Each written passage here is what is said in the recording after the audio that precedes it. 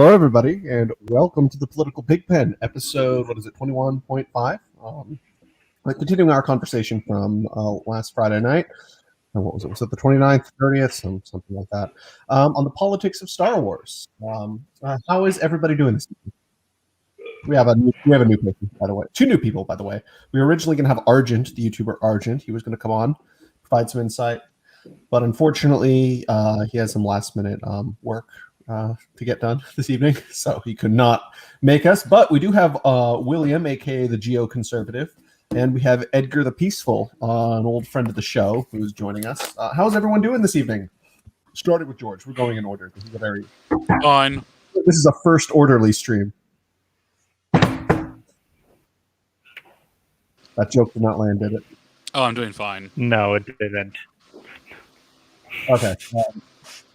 Anyway, you want to introduce yourself today? You don't know who you are. Okay. Well, I'm George. I'm interested in ethnic relations and politics and social sciences. And I don't have anything to plug, so I'll instead recommend a book for people to read. The last one was World on Fire by Amy Schwa. So this time I'll recommend The Ethnic Phenomenon by Pierre Vandenberg. Okay. Welcome to the show, George. And our friend Ray Murasami. Ray Murasami, I think at this point you might have the record. I don't know. It might be you at this point who has the record of being my most frequent guest. Seriously? Oh, that's really good then. I don't know. I need to go back and double check and count when I have the time. But you might be. I mean, it just seems like I have you on a lot. I mean, which is good. Which is good. My audience actually appreciates your takes, your weird your second as well. I'll put it into my intro this time as well. So yeah, I'm Ray M. Many of you already know me, but for those who don't, I'm a political commentator. I happen to work for a defense contractor, which is very bad business. Definitely don't ever actually do that with your life. And what is the other thing? Oh, yes, right. So I also am an advocate of post-colonial feminism and third worldism. Also, apparently, we're being boycotted today by a certain faction of people on Discord. Because who's being boycotted? We're being boycotted by Chicago liberal, as you told me, remember? We're being boycotted. Well, we're not being boycotted, but... Because I dared to show up because he's still mad with me about a time that I insulted him 2 years ago. We're not being boycotted. I think he's just being... He refused to promote this. He refused to promote this in his channel, and in his Discord. He refuses to promote you on Twitter, and he wanted to show up on this, but he didn't show up because of the fact that he's still pissed off with me. Because that's my theory. Years ago. That's my theory. But no, I like Chicago though. I'm calling him out. If he wants to come on, I have no problem with him in beyond the insult from 2 years ago. That is, so he can talk about anything he wants. He can come on the show anytime he wants, and stop doing this weird sniping at me from behind the scenes stuff. I love you, Chicago. Anyway, next we have Edgar the Peaceful. How are you doing this evening, Edgar? I'm doing great. Yeah. You didn't even for some reason you had this weird assumption that I didn't like Star Wars up until you saw me on Discord playing SWOTOR the other night. Well, I never said you didn't like Star Wars. I just didn't think you actually played SWOTOR. Oh, okay. I was kind of surprised at that. But yeah. I'm Edgar the Peaceful, and I, generally speaking, tend to take the reactionary point of view, but I've also been a fan of Star Wars all my life, and getting a chance to discuss the politics of Star Wars, always a great option. In terms of plugging in a book, currently right now I am reading Peter Thiel's book on 0 to 1 on startups, if anyone's interested. Different books, but yeah. Welcome, Edgar. And next, our another. First time to the show. Yeah, first time. I didn't. I was going to come on the last Star Wars stream, but since you invited me, but something came up at the last minute. My name is William. I was formerly called Mr. Geocon, but I changed my channel name to Applied to applied virtue, because I found that my channel didn't talk that much about Georgism, unfortunately. As much as I wanted to, I couldn't find the right moment to put it in, and it doesn't seem like most people are interested in that kind of economic liberalism. In any case, I am my focus is on virtue ethics and Thomism, and I try to take on my YouTube channel. I take on different issues, and I try to apply the virtue ethics framework to them. So, I mean, if you want to see a layperson engage with applied ethics from a Thomistic viewpoint, you can come on to my channel. Thank you so much for joining us again for the first time. Applied virtue. Yeah, I don't know Great. I don't know too much about Star Wars, but I should know enough to be able to keep up with you guys. Okay. Either way, it's great to have you on. And finally, last but not least, Darth Kilhoun, how are you doing this evening? All right. Thanks for inviting me on again. It was really fun the last time. I'm a pretty small YouTube channel. Not really going to plug it unless you want to watch some army videos and some very light political commentary. But beyond that, I don't really do a whole lot. I've been a huge Star Wars fan, though, for a while, so I know how to comment on this stuff. So, yeah. Welcome again, everybody. So, okay, now that we're all here, probably a good idea. Do you think we should do a recap of what we talked about last time, or at least from where we left off last time? We were just talking about the various factions. I think it was mostly Kilhoun and I in the end. We covered mostly like Old Republic stuff. So we're pretty much done with there, but we were going to talk about just sort of the, well, we're going to do structure again, like last time, 2 intermissions again. If we don't cover everything, we're going to have a Revenge of the 6th stream. Or maybe even a Revenge of the 5th and a Revenge of the 6th. Who knows? Maybe this will be a 4-part series. There's so much to talk about here. There really is. Did you talk about Darth Revan? That was the very last thing we touched on last time. Oh, really? Oh, really? Yeah. I mean, I would love to. I would like to talk a little bit about Darth Revan and and especially I think it was Kreia from the second Old Republic video game. Okay, so maybe we could cover. Kreia's an interesting character. We can cover a little bit of that in the very beginning, but I mean, they're both those characters are related to stuff like that comes later, like the Yuzan Vong, I believe. Yeah. So I was thinking, what we do that we start there, and then we move on and we talk a little bit about again the Yuzhan Vong, the Mandalorians, including the show The Mandalorian. The we can get into Chiss. that a little bit.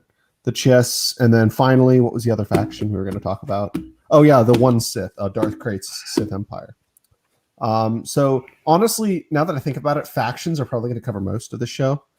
And I was thinking, the second part, we can talk about characters and sort of what archetypical sort of ideologies I guess they represent in the long run. We're we might be able to do that. We're going to be here for days if we do that.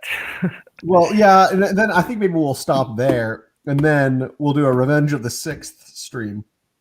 And with the Revenge of the 6th, what we'll do is we'll talk about historical parallels, and then we'll move on to and then we'll talk about like what we can learn from Star Wars politics today.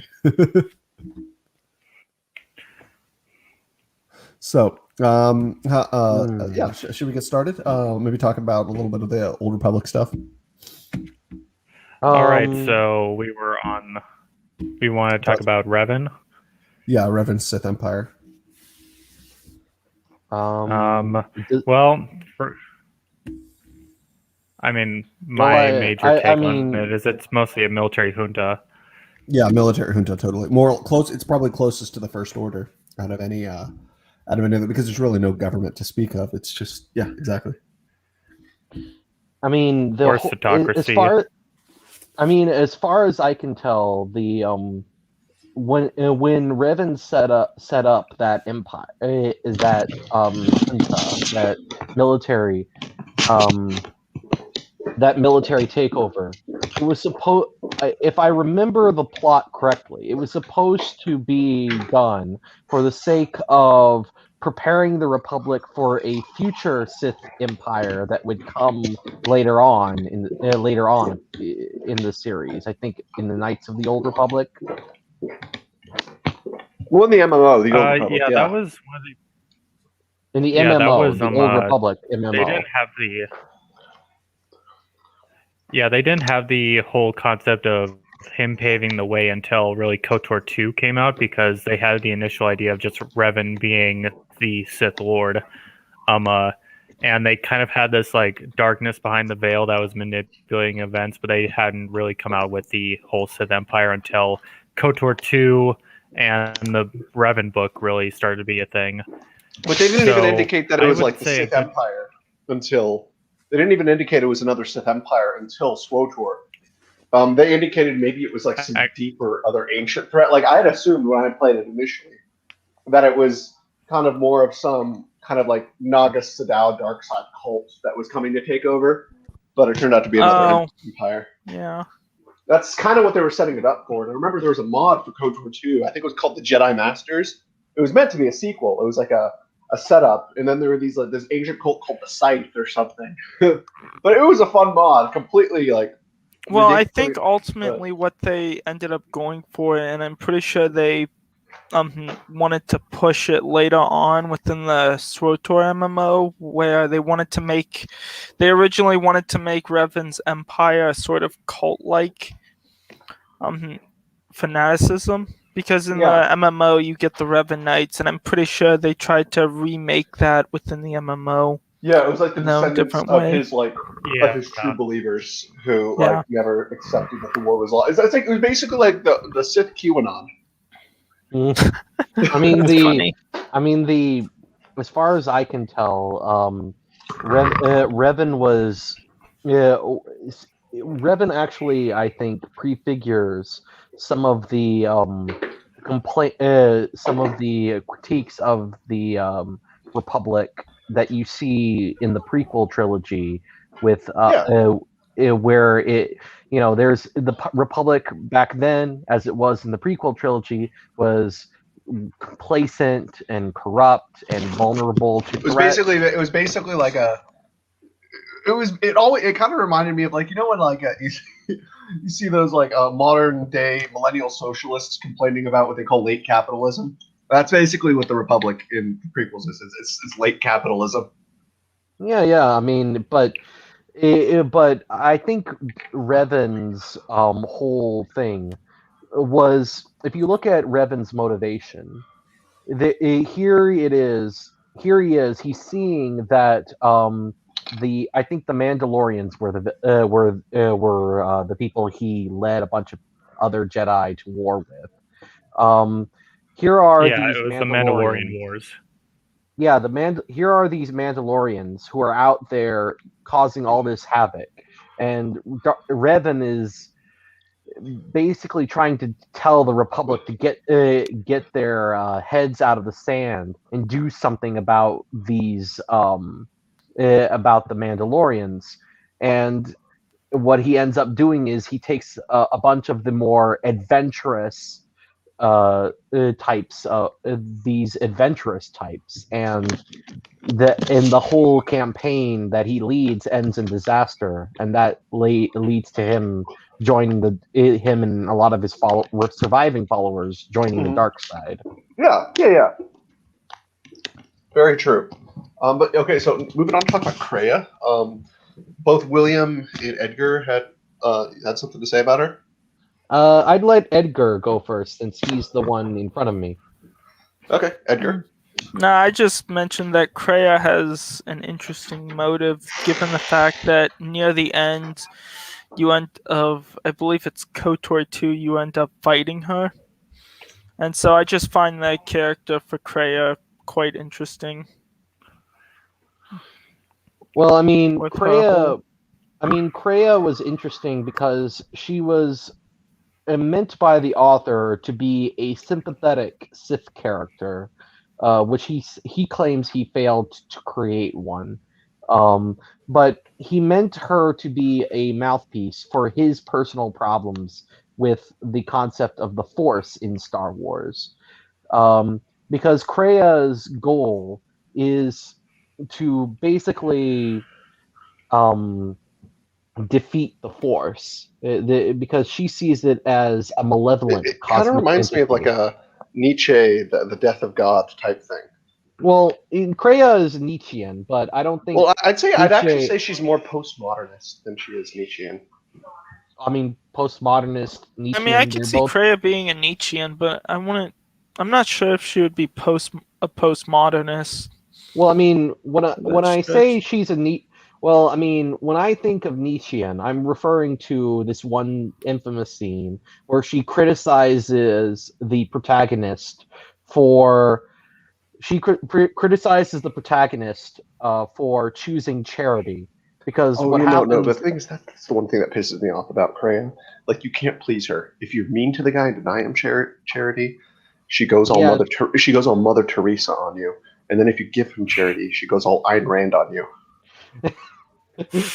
I mean, Yeah. she's supposed to be a grouchy crank. But the point of her, that moment where she says, "Well, if you give people charity, what will happen is they'll become dependent on you, and then they'll latch onto you like a parasite whenever they are in trouble. Rather than if you want to do something kind for them, help them learn to stand on their own 2 feet and be free to act as individuals." She also talks about there was also another incident where one of the characters, I think it was a Wookiee, because he was honor bound by his oath, he had to kill somebody he didn't want to. And she said, and she points out, well, this Wookiee, he might be strong, but he was weak and enslaved by his honor. And so if he would have discarded his Slave honor, morality. Yeah, it reminds me of Nietzsche's concept of slave morality, his criticism of Christianity. Yeah, that was her thing. So her criticism, and she has criticisms of the Jedi and the Sith. The Jedi, she says that they don't take on that Nietzschean morality, and they're too altruistic and charitable, and so they weaken everybody and make them dependent on them. And the Sith, she says, they're too needlessly cruel. Yeah, no. You say basically it's like, if you think about it, the Jedi are like Roman Catholics mixed with Zen Buddhism, and then the Sith. And then the Sith are basically like sort of like ancient Babylonian religion mixed with objectivism.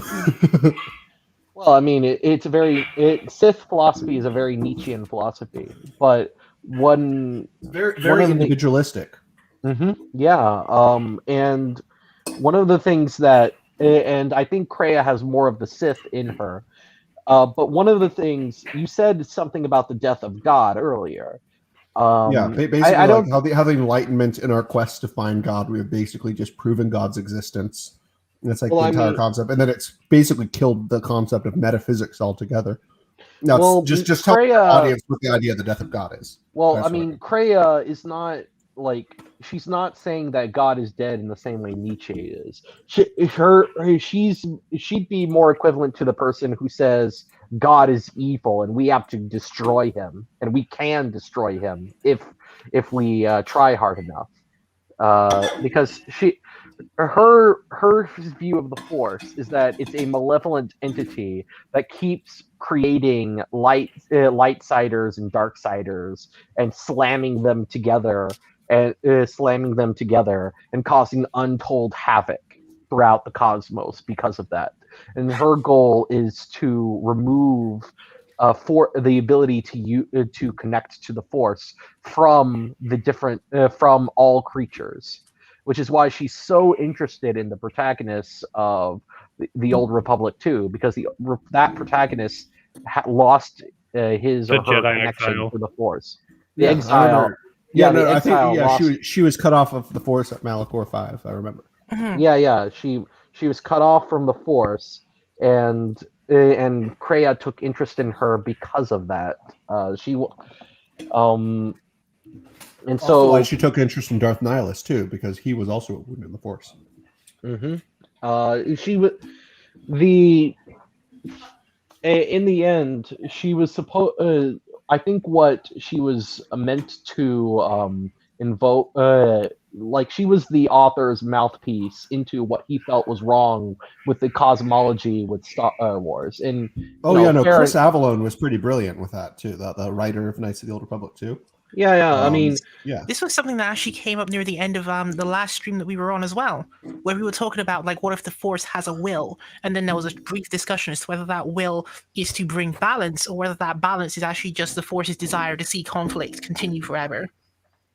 Yeah, I think Kreia's view is more like she sees the Force having a will that is malevolent and desiring conflict between light side and dark side continuously for whatever reason. And so she wants to basically destroy it, or at least make it so that the Force cannot interact with living creatures, even if that causes the possible deaths of millions and millions of billions of people. She feels that in the long term, it will be less suffering because the Force wouldn't be able to intervene. And it's kind of fair enough, because there isn't really this kind of, I mean, what are the philosophical arguments by the Jedi that the Force is a benevolent thing? What are I'd like to see like the counter arguments, because I don't think I don't know, maybe they exist, but I haven't. But the movies don't seem to talk a lot about like whether the Force is good or evil. Other than through Kreia, who's very much on the Force's evil side. Yeah, and Kreia had her worldview pretty much shaped by that point, because there had been so many brutal wars back to back that were all perpetrated by Force users or manipulated by Force users, like the 100-Year Darkness, which was the Great War between the Dark Jedi and the Jedi. And then there was the Great Hyperspace War, which of course between the old Sith Empire and the Jedi Order / New Republic. Then you had the Jedi Order literally go to war with the Mandalorians. Yeah, let's move on to the politics of the Mandalorians next. I would definitely say, they're kind of a cross between the Spartans and the Vikings in a sense. Like they have that militaristic, cohesive culture of the Spartans in that sort of ideology, but they also but in the days when they were raiders, they were just very Viking-like. Well, also Vikings are very individualistic. They are bent on the individual warrior, not the unit cohesion, and that's why I would relate them a lot more with the Vikings, just with the warrior code like the Spartans. I would say that they're more in the mold of the Vikings than that of the Spartans. They're Germanic, like Vikings. They're philosophically they're philosophically more like the Vikings, but they have a cult. But they have like a society more like the Spartans, except like an individualistic version. Wait, hold on. Before we go on, there was actually someone who made a counterpoint to what Kreia said, except obviously they had never interacted with each other. They just appear in different positions in the storyline. Oh goodness, it's literally just gone out of my mind. Chirrut Imwe from Rogue One. He doesn't say it directly, but there's a very strong implication that the people like him believe that if you instead try not to impose your own will through the use of the Force, but instead let the Force just act on you and through you, then it will produce outcomes that are non-damaging to other life forms. That seems to be what he believes. Can we talk about the second? Surrender to it and do whatever it tells you to do. Can we talk about the second where the guy who played Chirrut Imwe's friend at like a press conference accidentally spoiled it and said Chirrut Imwe died? Oh, I He don't is remember. one of I didn't even remember that. I No, didn't it was realize- funny. He was like, he said something like, "You see, like they are good friends." And then when Chirodumwe died, he realized that the Force is real. It was really kind of funny. Oh, yeah, he shouldn't have said that. So then. Ray, your Yeah. argument is you brought up the point that I'm trying to remember the point you brought up. Just Yeah, I was saying that in recently. contrast to how Kreia believes that that the Force desires conflict and therefore etc. She doesn't like it. Chirrut Inway's like view on it might actually be the opposite of hers, in that he seems to believe that the Force desires balance and peace, and that the best way to bring this about would be to just let the Force act through you instead of trying to shape it to your will. Because do you sometimes get the impression that, like, for example, you guys were just citing examples like the Jedi initiating, or I guess initiating is probably not the right word, considering the Mandalorians actually were doing stuff before they got involved, but let's put it this way, the Jedi getting involved in conflicts that the Mandalorians were in, I mean, that was their political choice to do that. It's not necessarily that the Force itself desired that they should do that. That, I think people like Chirrut might make that argument as their counter argument if they were to make that argument. I think to give a little bit more charitable side to the Jedi, it seems like when they try to see it as the Force guiding them, they always look at the Force as a purely light side thing. So like if they see some we're not okay. evil- Honestly, I kind of want to get away from talking about philosophy and like metaphysics here, because that is a completely different stream for itself. We're specifically trying to stick this about politics right now. Oh well, I philosophy suppose of Star that Wars was stream. maybe yeah, maybe we can do that some other time. I will Yeah. say we can go back to the Mandalorians. I mean, if you want my Yeah. take, I would say when there is this at least in the movies when they appear, there's this emphasis. Maybe it's just the emphasis on Jango Fett and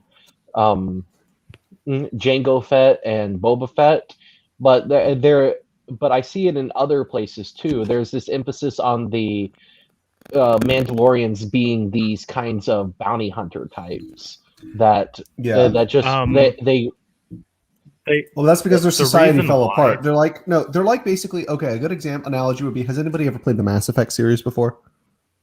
I have not Yes. played the Mass Effect No. series. Okay, basically the Mandalorians are the Krogan. Several times. The Mandalorians Yeah, are the they Krogan. are. Like if you play KOTOR and you play the first Mass Effect, Rex and Canderous are literally the same exact character. If you just think about it, they are literally the same exact character. Well, BioWare, why Drew Karpyshyn. No, why the Fix was guy not who wrote the broken. first. Yeah, the guy who wrote the first KOTOR game also wrote the first two Mass Effect games. I don't know. I'm Yeah. Speaking of which, if anybody in the audience is planning on getting Mass Effect Legendary Edition when it comes out next week, post in the comments. I mean, Okay. I still own all the originals, so I don't need to buy that. Yeah, I don't know if I will. I might get the new Resident Evil game though, because that looks. I'm not even a big horror game fan, but the new Resident Evil game looks actually pretty good. But yeah, going back to the Mandalorians, there is this like stereotype, I would say, of Mandalorians falling into the pit of bounty hunters, but that's because of after the Mandalorian Wars, most of their society was collapsed. That's why you had mercenaries like Canderous and all them like sprout up, because there's no longer this great Mandalorian society that they could group around and form their clans, which their clans were just they're pretty much like a regular tribe. They had a loose organization. And they're like so And tight. they didn't really have a I think you can put that, it can play into what you were saying earlier, that the Mandalorians are sort of like the Vikings or the Germanic tribes, where after getting beat by sort of like the Hun type group in a war, they started scattering all over the Western Roman Empire, and many of them just started taking up the jobs as mercenaries. No, they all They're joined being the Roman. hired. They joined the Roman legions. Well, yeah, but they're basically joining the mercenaries, Roman yeah. legions as mercenaries, so Yeah. it basically kind of works out similar to that. So I think that actually plays into Darth Calhoun's theory that they are basically the Vikings or Germanic tribes. Yeah. Well, I will if say the Vikings that. survived.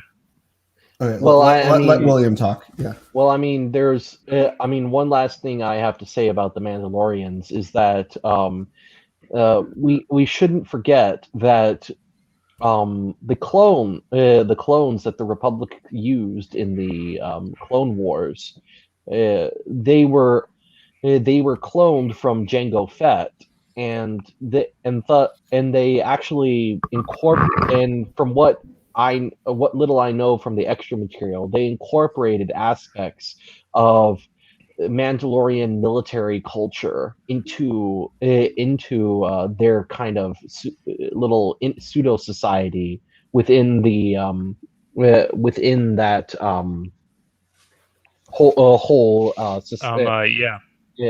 yeah. And so Yeah, that's something to consider.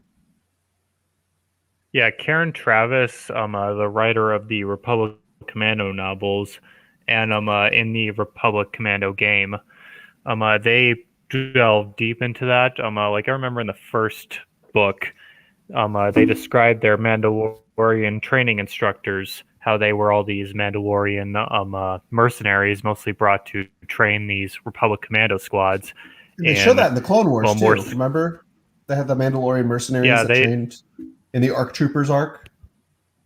Yeah, they did. That was a thing. But in the Republic Commando novels, they get more in depth into it of like the Mandalorians.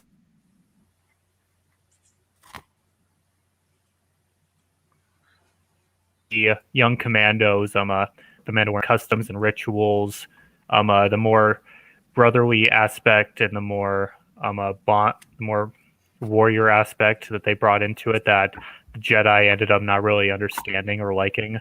But you mostly saw it amongst these specialist formations, like say the ARC Troopers and the Commandos, because they had more hands-on training with the Mandalorian instructors. While then most of the more traditional military, they would hire mercenaries out from militaries across the galaxy to train the actual clones in whatever their MOS was. So they didn't really get that Mandalorian hands-on training. But yeah, and you saw like in the Republic Commando game, like when you load up the game, they're playing Mandalorian music with Mandalorian chants in the background. You hear them. No, that's one of our intermission songs.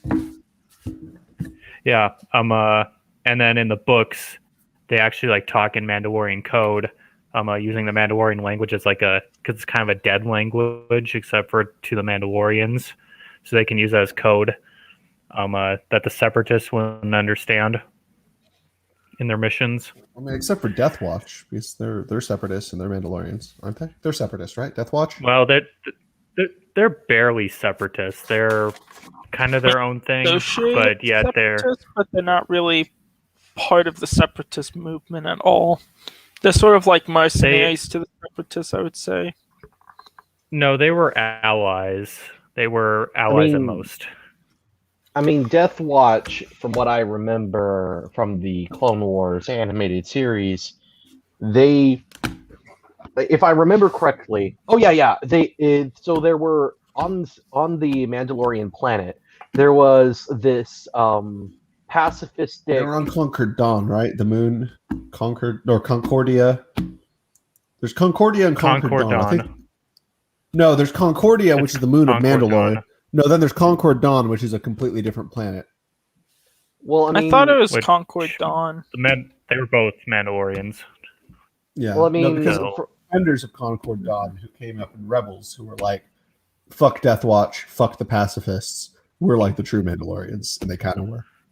I mean, that goes into the it goes into the comics. Like those were the true Mandalorians, that was the Mandalorian tribe that Jango Fett was a member of, and it was actually Count Dooku that led a Jedi strike force that essentially slaughtered the majority of the true Mandalorians while they were on a mission. Which is why he didn't know Count Dooku by that name, so that's why he didn't understand that he was the Jedi that led that strike force. And then you also had the pacifist Mandalorians led by Obi-Wan Kenobi's slam piece. which I think that- only Yeah. can be. Yeah, Obi-Wan ahead. Kenobi. But Obi-Wan Kenobi, like, I mean, that really, like, I mean, I thought that they actually in the Clone Wars they had a good chemistry. I thought I think her name was yeah. Sabine or something like that. Satine. Satine? No, there's Sabine and Satine. I think Sabine was the character in Rebels. Duchess Satine, yeah. So There's Duchess Satine. Satine, yeah, that's the name. But she was basically think of it kind of reminds me of Germany in a sense, where it's like, okay, we're like the super militaristic culture, but we're like really, really ashamed of our old ways. So we're going to become like, we're not going to have an army anymore. Well, no, I Yeah. describe it as like how the German Empire was, where it's like they had an army and they were militaristic, but yet you also had this vibrant, thriving culture that really did not show its militaristic side. Like that's how. No, I I'm talking about kinda modern describe Germany. it. No, Duchess Satine's Mandalore.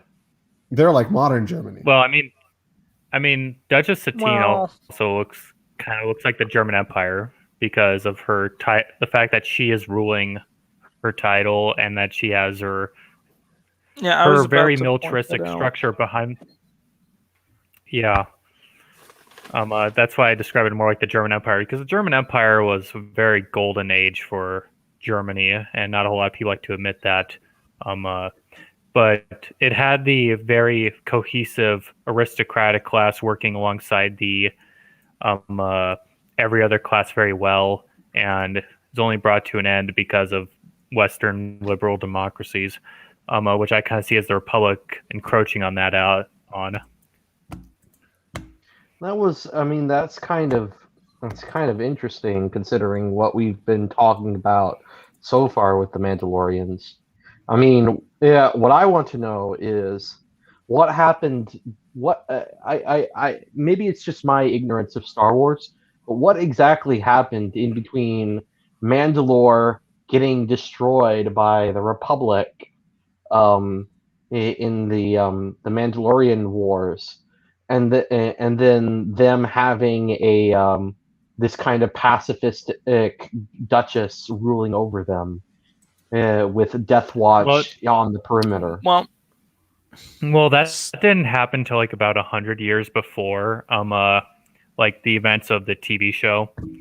So it was fairly recent that Mandalore kind of stayed in this more militaristic, but they were just more slowly sliding towards that. And then That's why they Death just Watch was made created, because they were like slight little pissed. switch. And Well, then yeah, there was wasn't the person who created, and we need to remember the person who created Death Watch wasn't it her cousin? No, cousin? her cousin was a member. No, she was No, a yeah, no, her that cousin wasn't was her the redhead. cousin. That was her sister, and it was her sister that was like second in command of Death Watch at one point. And then she was the And one then who there showed was up in Shae the Vizsla, Mandalorian, because right? Mhm. No, not Shae Shae Vizsla was the No, Shae creator of Vizsla Death was- Watch because he was there was he was the creator. there was Pre-Vizsla, who was the head of Death Watch, and then Shae Vizsla was his ancestor, who was, if you remember the original SWTOR cinematic attacking the Jedi Temple, she was the Mandalorian in that. Oh yeah, I remember.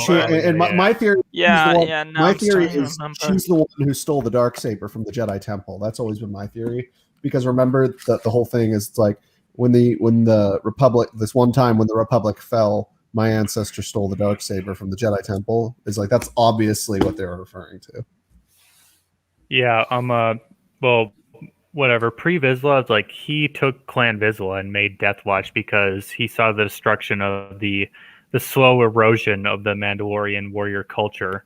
So he took his clan away and isolated them upon that moon, so that way he could rediscover the old Mandalorian ways. And he wanted to create Death Watch as, like, instead of just isolated to his clan, he wanted to create this big camp Mandalorian. He was like a nationalist political party leader, where they try to create this broad tent movement of their people, and kind of like erode these like small little ethnic barriers. Like you see German nationalists be like, yeah, we're Bavarian, but also we're German, and then you're Prussian, but you're also German. We're all Germans here. That's kind of what he was doing with Death Watch. We're all dudes. Mhm. If anybody gets it, does anyone remember Good Burger? We're all dudes. No. Okay. Sorry. Okay. Anyway, should we move on from the Actually, let's talk a little bit about the Mandalorians from the Mandalorian. I actually have my own interesting hypothesis from the. I know it starts from the first season of The Mandalorian, which, in some cases, I think The Mandalorian mirrors, in some respects, to the story of Saint Christopher. If you're not aware of that politicrat, I'm not. in the sense that, well, Saint Christopher is basically an old Christian story to not digress too far. It's an old Christian story where it's about a man of a margin who ends up tries to serve the most powerful different people in a series of clienteles until he ends up serving the devil himself. And then from there, when he learns about the fear of Christ, he ends up serving the Christ baby child. And in some ways, The Mandalorian actually kind of mirrors that story of Saint Christopher. Well, we're not talking about religion or philosophy here. We're just. No, I'm just kind of pointing out the interesting story that The Mandalorian shows. I'm just trying to show that. Sorry, that is interesting though. Mm-hmm. What's interesting about The Mandalorian is that he's sort of in the beginning of the season, he's a no-named person. We don't really know his name. He only takes on clients. He kills, like, you can kind of tell that he kills for joy of it, due to the fact that if you actually remember what they talked about with his old crewmates in the prison episode, like the way they mention of what happened on Alucard 5, like you can kind of tell that at one point he was a mercenary that revels in the chaos and death of this pleasure. But then as he discovers the magical child known at the time as Baby Yoda, that people like to do this, it kind of mirrors that story of he kind of goes on this journey as becoming the protector of that child, and as he does so, he slowly regains the meaning of his name, and he slowly takes on a completely different identity than that of a mercenary and that of a man of the margin. And I was just going to point this out because it's very interesting that within pop culture today, you also notice a lot of cinema where you kind of see the men on the edge of the world taking on as sort of the heroes. You see it in Once Upon a Time in Hollywood and in the Joker movie. I just wanted to point that out within the Mandalorian story and how it's Mando's Joker. popular. Well, thanks for doing that, That's either a way. good observation. Yeah. Yeah, well, the thing about Mando, like he was a member of the Death Watch because he was a orphan on an Imperial world, rescued by the Death Watch clan or Clan Vizsla. So you can see that he for a time was running with them, and kind of when Death Watch was forcefully disbanded, well, by just sheer attrition, they, like all Mandalorians that lose their clan, they fall into the whole bounty hunter. Like that's what Jango Fett was doing because he lost the true Mandalorians. So he was the only survivor. That's why he became a bounty hunter. Boba Fett, when he lost his father, I think he kind of fell into the wrong circles because he lost his father too young, and that's why he became a bounty hunter right away.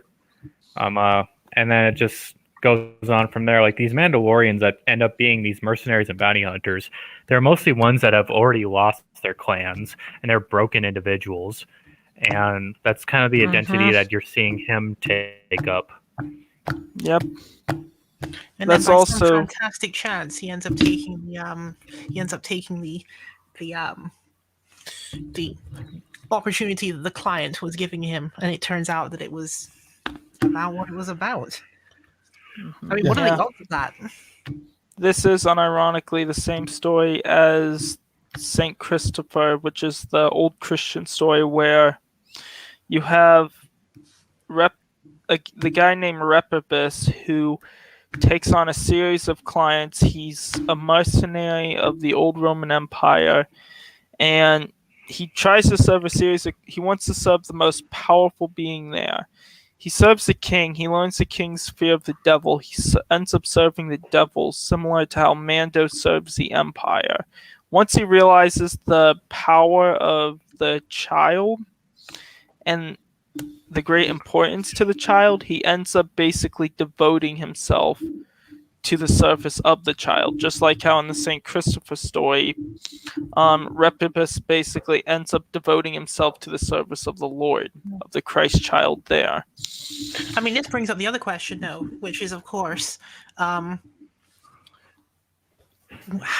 would you all categorize the objectives that Moff Gideon is intending to bring about? How would I objectify him? Wait, is it Moff? Is it the guy who plays Moff Gideon, the guy who played the bad guy in Breaking Bad? Yes, he is. And then he also is in the show. Depends on your perspective. And then he also plays the who's probably going to be the big bad in the Hulu adaptation of the Boys comic series. Yeah. He does tend to get whatever his name is, the guy who played Gus Fring. He does seem to get these amazing roles, doesn't he? I know. No, I like that guy. Moff Gideon, I see him as after an empire falls, you always have those who try to restore it. You saw that in Rome. You saw that in Germany. Yeah. And you see that in saw that in the EU too with the warlords like Zinj, the guy who had mommy issues, and then with Thrawn especially. Zinj. Well, Thrawn was the most successful in that case. He almost restored the Empire. Yeah, and I would say Pelion was more successful because he actually was able to solidify peace between the Republic when Thrawn was just still declaring war. He was, but Thrawn had a clear objective to restore as much of the Empire from the old Republic's grasp as possible, which he did have he didn't have the most military infrastructure, but he had a decent military apparatus that he could use, and he knew how to use it well. And he was an experienced. Pelion's plan, and I have the graphic up right now. It was Pelion and the other admiral, I think it was Dala. Their plan to just bring all the admirals. Dahlia, yeah. To bring all the admirals, they had the plan to bring all the admirals to the space station and then just gas them. They remembered to wear their masks. That's because they remembered to wear their masks. Yeah, gotta remember. Oh God. One funny thing, in every military, you're trained to get your mask on in 6 seconds, your actual gas mask, and clearly they failed that case. But getting back to that, the reason why they had to essentially gas all of these Imperial warlords was because I'd say Palpatine did not make a very cohesive military structure. He liked a lot of rivalry and factionalism within his military, which can be fine, but if it leads to disorganization, well, yeah, but it can be fine within modern militaries. The German Empire was a very successful case in that. I know I reference the German Empire a lot, but they did a lot of things right. But the German Empire's army was subdivided between its various kingdoms. You had the main Imperial army, which was officially under the Prussian banner, but then you had the Bavarian army. They had completely separate uniforms and command structures, but they operated very cohesively with the main Imperial army. But you saw that a lot in the Galactic Empire, and that's what led to Zinj and all these other the Star Empires and all these other Imperial remnants. The Pentastar Alliance. Yeah, the Pentastar. I forget all these bloody warlords. But they were all, and they tended to be the individuals that more stabbed their way up to the top. And when they were able to seize their tiny little empires of power, they thought they would always be they wanted to be the legitimate leader. That's because he didn't have a clear chain of command of all these moths. It's like after the fall of Rome. Yeah, no, you had basically all these. They're just all proclaiming themselves emperor after Rome fell, and or not even after Rome fell, but just after the 4th century. Then you had this during the crisis of the 3rd century too. But then you especially started to see it again by about 400. And then, I mean, the Roman Empire in the West, at least, had pretty much stopped being a true empire by the time that it finally split up. Like by the 5th century, it was over. Yeah, and that's kind of what the Galactic Empire did, but only in 20 years. Which, thank you, Palpatine. But yeah, it's interesting how you're kind of talking about the increased amounts of individualism and factionalism within the Empire at that time, because it seemed like Thrawn was the most successful in creating some sort of unity among most of the admirals and moths. With the leadership he was able to. He was the only one that well, wasn't. That's because he felt. No, go on. Oh, go, Ray. No. You're probably about to say what I'm about to say. Do it. Go on. Okay. Well, the thing about Thrawn was he held the title of Grand Admiral. He was a dedicated naval officer instead of a military governor like all these moths were. And then they were given all these regional territories, and they were put into the supposed succession. Like there was no clear succession that was made up in the Empire. So they essentially wanted to do like what the Roman legions would do, where they would, a general, as soon as the emperor would die, and if there was no clear successor, they'd march on Rome and be like, well, I'm emperor. And that's what they thought that they could do. But everybody had the same idea. Yeah. And the thing about Thrawn is he understood that he is not the legitimate emperor. He is just restoring the empire to glory and its original territories. And once that's over, then they'll decide who's the emperor. He was not going to just make himself emperor. He was like, they would have probably chosen him. They would have probably chosen him. He knew it. He knew it. It was. He knew it. He was a Julius Caesar figure, but he had to put on the airs of like, no, I'm not out here to. I'm here to restore the empire, not to become emperor. But I'm probably going to become emperor. He was like, well, he was kind of like Augustus that way.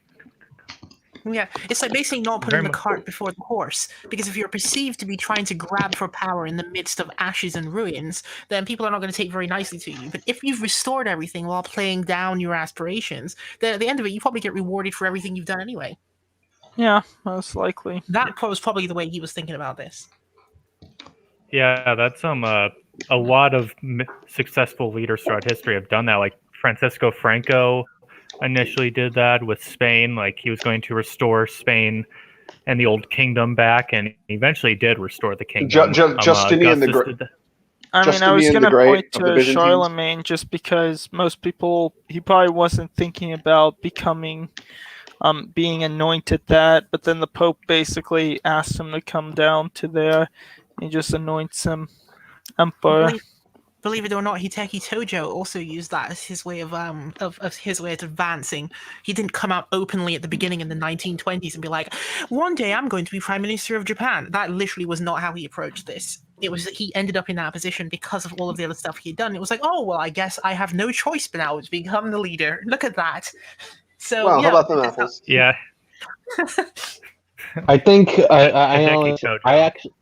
I think that George Washington, I remember reading that he had a bit of that going on where he was very ambitious, but he knew how to put on airs so that he didn't appear as ambitious. And it helped that he had Cincinnatus as one of his role models. You know, the idea of the great leader who the great military leader who comes in when the country needs him most, and then retires when he's no longer needed and goes out and does his farming thing. That was George Washington's ambition. He wanted to be like Cincinnatus. He wanted to be this great, glorious leader that but he played the part of being the humble guy in order to sort of because he was kind of a gentleman about it. He wasn't. He felt like he needed to be more of a gentleman about it. By the way, while we're talking about the Empire and successions, there was this one. Have you guys ever seen the Disney Star Wars Battlefront game? Have you ever seen that Oh God. Which one? One or two? where they, Which Star Wars God. 1 or 2? where it was the one where they had the story mode where you play an Imperial. Oh commando. yes, I've seen. Oh, it was Yuck. so okay. So I was really looking forward to it at first because it was like cool. I can finally get to play from the Empire's perspective, and then it was like we're going to do the most predictable thing ever, and the bad guys are going to defect to join the good guys. It's like we are going to defect to join the good guys because the rebels are individualists, the Empire are collectivists. It was. I don't know why. It was even worse. I don't know why I'm bringing Dave Rubin into this. Well, it was even worse than you make it sound, if you can believe it, because the reason they end up defecting, the reason they end up defecting, I know, is because they decide that because it turns out, according to Disney Star Wars, that the contingency plan for by Emperor Palpatine in case he ever died was to just where he was just to blow up everything. Which is not everything, but like a specific. that was the dumbest. It's like Ray, Disney. Guys, one at a time. Ray.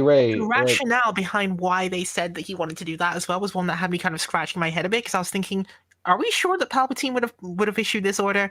The idea was to essentially destroy things that are of key importance in order to prevent the Empire from being able to remain coherent in Palpatine's absence, because an Empire that could allow Palpatine to be killed does not deserve to continue to exist and should be placed into some kind of like really bad situation so that the conflict of all against all can then continue and bring about something different. And I'm thinking that's just like a really long and circuitous way of going about destroying yourself when you could just select the next person and put them in charge. Yeah, I mean that just Yeah. seems like common sense.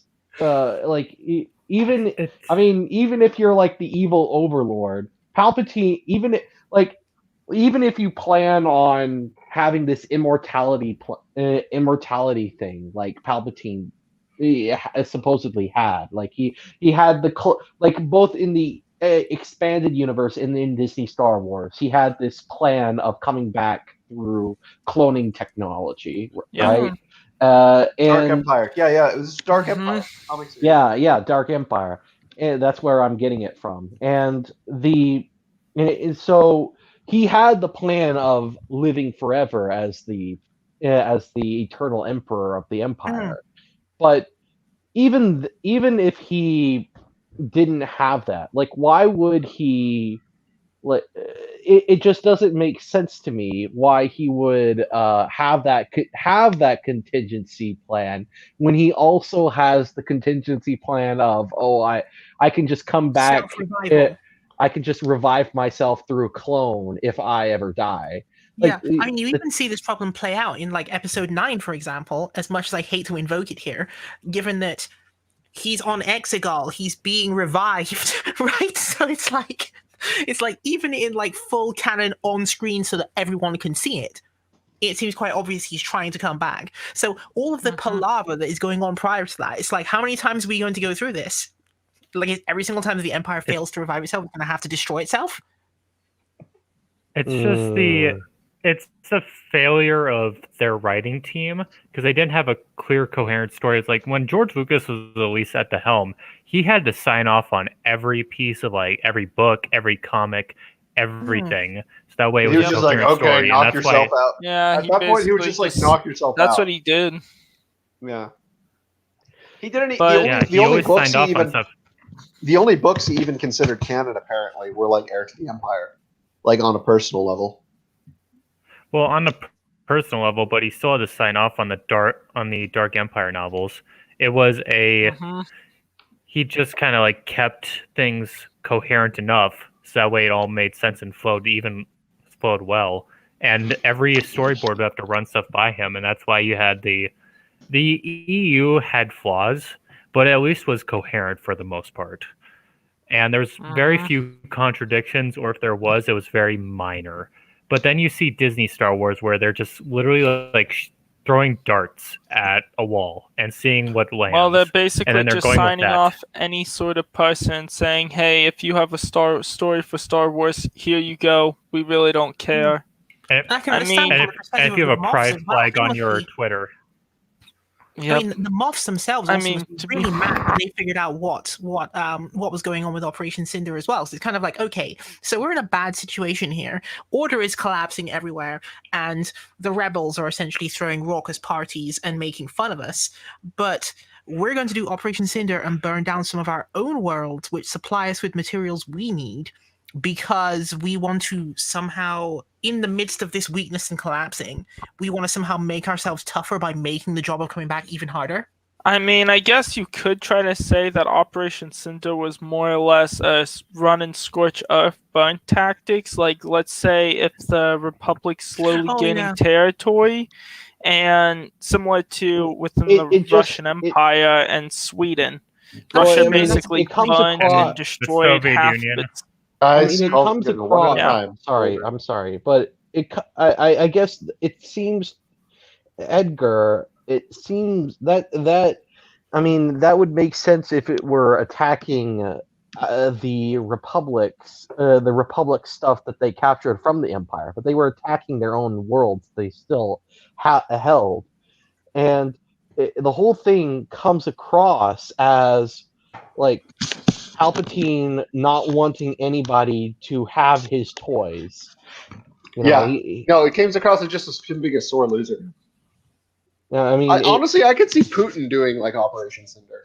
I don't think he will, but I can kind of see him do like out of any world leader today. I could see he's the most likely to do that. And also, the reason why people might have but actually yet he ordered it also is wants because Russia they're to survive watching. after him.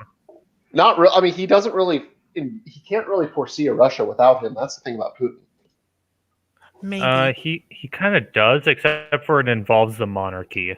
So Oh my Yeah, God, I can see yeah. that. He's basically what I call a communo-monarchist. He's like communist, but then he's also a czarist at the same time. I mean, I guess to try to give one more charitable defense to the story, just to try to be fair to it, I guess another reason you could try to say with destroying different Palpatine issuing that order was to keep any weapons from falling into the Republic's hand and to try to keep them Yeah. locked away in secret. I guess that because Yeah, he but that probably had more than just the Death Star as just different experiments that the I know you're trying Empire. to defend Disney's writings, but they aren't that smart enough to think about like that. And also, most of the time, the Empire's like weapons were pretty mobile. So Yeah. Unless, it's- okay, another it's challenge like- explanation. it- This is it a makes- dimensional play, which is like, let's say that we assume that the writers here already know that Palpatine is planning to retreat with his super sort of disembodied self into the unexplored regions or whatever, and that anyone who doesn't go with him should be left in chaos until his return. Then this would be an ideal way to bring that about, right? Just have everything shooting everything. You get what I mean?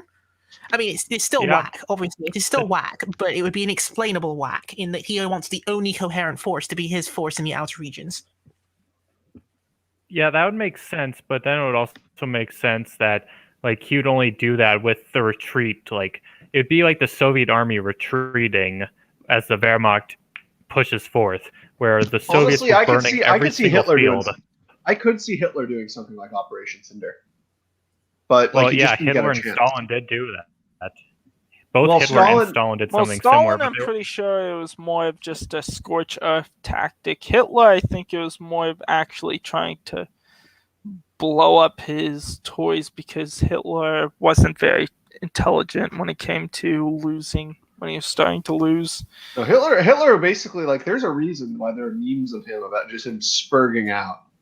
because like he did have like big freakouts, like kind of like Trump style freakouts to the like times 10. But the thing is, I wonder if like all leaders who are on the verge of losing have those freakouts, because it's said that when the Wehrmacht was pushing in on the Soviet Union as well, that apparently Joseph Stalin went back to his house and like sat in his bedroom and refused to come out for 3 days. Really? It's like some like Achilles shit right there. It's like before finally re-emerging, acting like if nothing happened, and then went on to continue what he was doing. So I think that Stalin had a mental breakdown at one point too. Well, I mean, you also have to realize after World War II, Stalin kind of had was kind of a little conspiratorial crazy about everyone wanting to kill him. When a matter of fact, when he started becoming a little bit more brutal, literally everyone was nervous that Stalin would kill them. Have you guys ever seen the movie The Death of Stalin? I've seen parts of it several times. It's accurate and funny. But Stalin, pretty much all world leaders will fall into that trap, especially if they're starting to lose their nation. Stalin did it in 1941, and also like in the 50s when he was dying. And then you also saw that with Hitler towards the end of his days. In fact, like, kudos to that actor in Downfall that portrayed Hitler, because that is by far the best adaptation. Yes.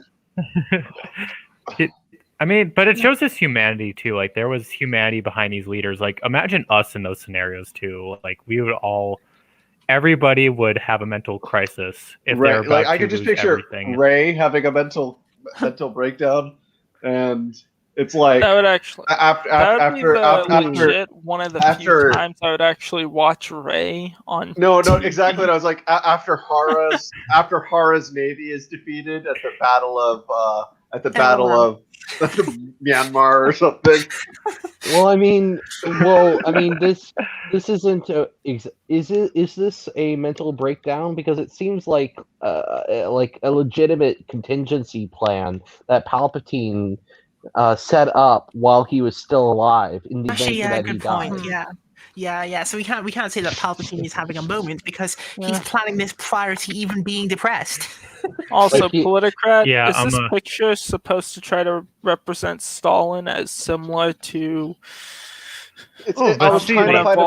tactical genius moths? I was trying to find a picture of Stalin in an Imperial uniform, but there's like a surprising lack of those. So I just found the only picture that had to do with Stalin in Star Wars. Quick, we need to commission an artist right now for that. Yeah, if anybody's an artist, we do. No, I really should. Like, and then we. Either way, so did you guys? How about we go to our first intermission? Reconvene in about 6 minutes. I was thinking we only go to 2.5 hours tonight. That's what I would prefer. Or 3 maybe. I don't know. No more than 3. 3. And then 4 hours later. No, we're not doing 4 hours. 6 hours later. Okay, so we're gonna go to an intermission. I say that we should stop at the 2 hour mark for sure. All right, we're gonna go to our intermission now, and then we have a couple more nights we can do this too. Yeah.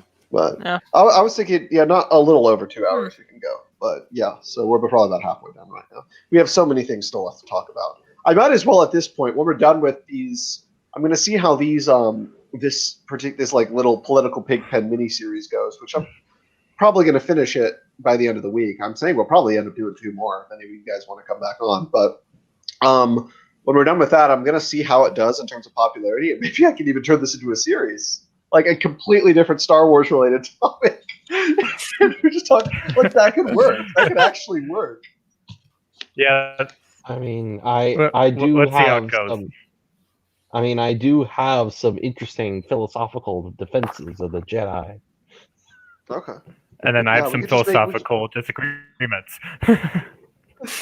Okay. And then I have philosophical disagreements with the Jedi. And then I have philosophical agreements and disagreements. Oh, are you trying to be a gray Jedi? What are you? Ugh.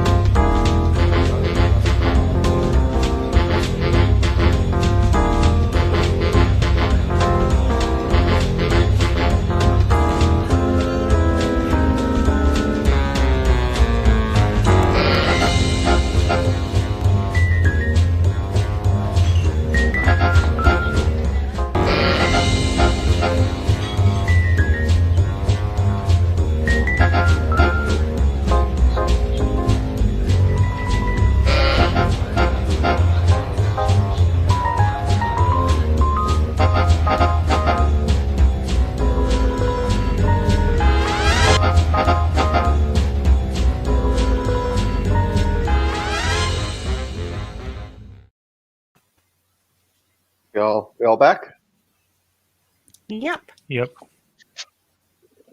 All right. So, oh, by the way, everybody, George had to leave. He did not talk a single time. I don't think they're in this, but I think he may have been a little lost with the particular topic we're. Back.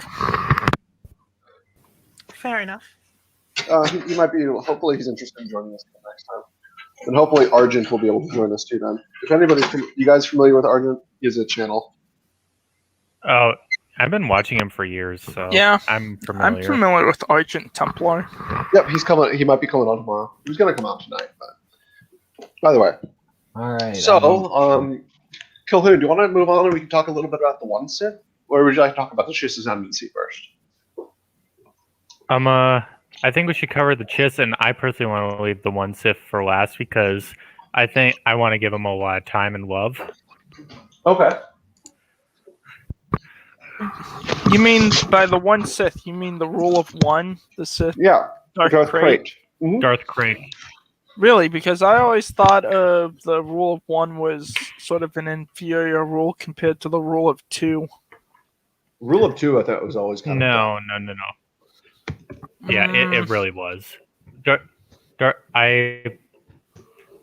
My personal favorite era of the Sith, though, is during the Old Republic, but I do love the one Sith because it kind of...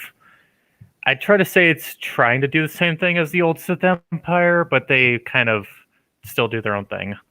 They got rid of the Dark Lords. Yeah, that was a major thing that they got rid of.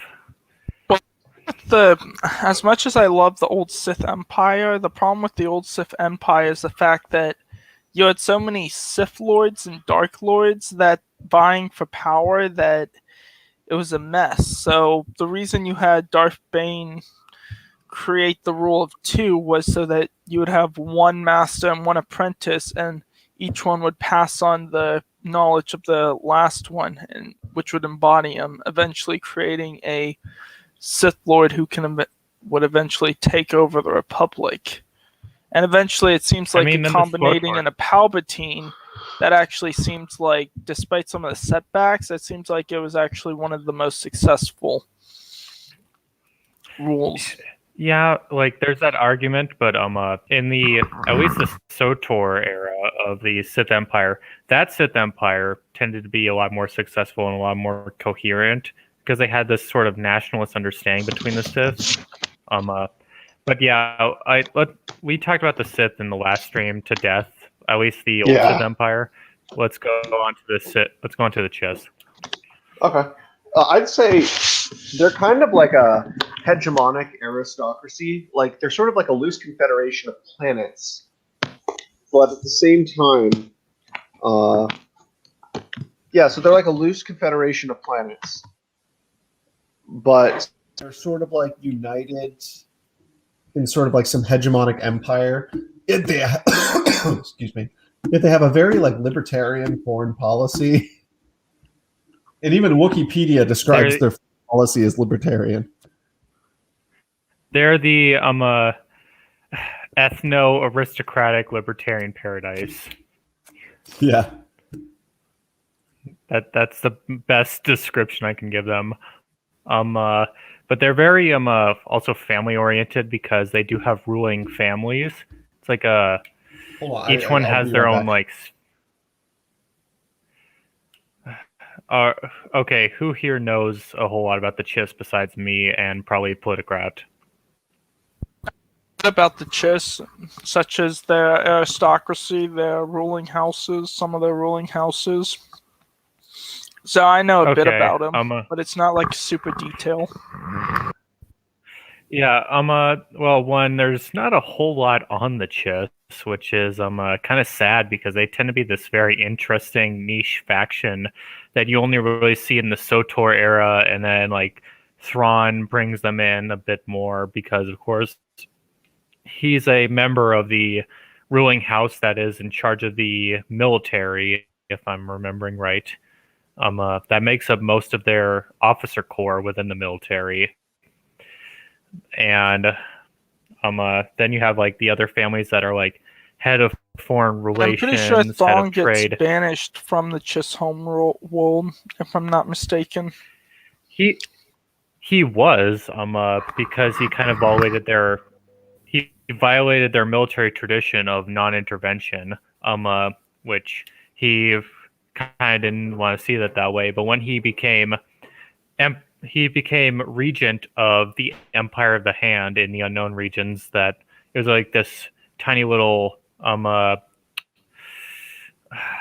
what's a good it was like the Eastern Roman Empire, and he was made the regent of it, holding the throne in the place of Palpatine. And because it was like buttering up right next to the Chiss, and they saw the successful Chiss that they exiled, they kind of like unexiled him, or pseudo unexiled him, where he was still kind of left in the Empire, but he could return. And the Chiss cooperated with his new Empire of the Hand because they wanted to create a good foreign relation with this other superpower.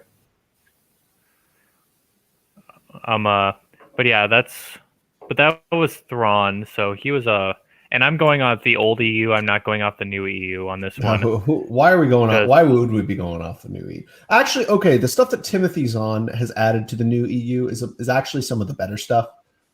Like, believe it or not, he's just taking from old EU. I mean, he's just recanonizing. He's just recanonizing old canon, the stuff that he made. However, I do like how the new Thrawn character is fleshed out more than the old one. I do like new Thrawn better than old Thrawn. I mean, the old stories of Thrawn are better, I think, but I like how the new Thrawn is less lawful evil and more lawful neutral. Like his newest book was just released the other day, and it's pretty solid from what I've heard. I haven't gotten a chance to read it yet, but looking forward to it. Yeah. I also like how they made him more of a lawful neutral, which that's kind of how I saw him most of the time, except for like I really didn't like the comic where they show him like poisoning this one planet's world for like maniacal reasons. It's like that was a little out of character for him that I didn't quite get. Thrawn never really went. I always saw Thrawn as more of like a lawfully neutral than lawfully evil type of character, because he always seemed to have that pragmatic side to himself, and depending on whatever he puts himself behind. Well, right, but depending on whatever he values most, he always takes what's the most pragmatic way of getting to that goal. So, like, if it's the preservation of the Empire, he looks at, based on what's his strategy, what's the units he has, the manpower he has, he's like, okay, what's the best outcome of getting to reclaiming the Empire? Yeah. I mean, Thrawn always kind of reminded me of that, sort of like he kind of always reminded me of like a 19th century style British liberal, like especially with the very heavy utilitarian bent. I don't know.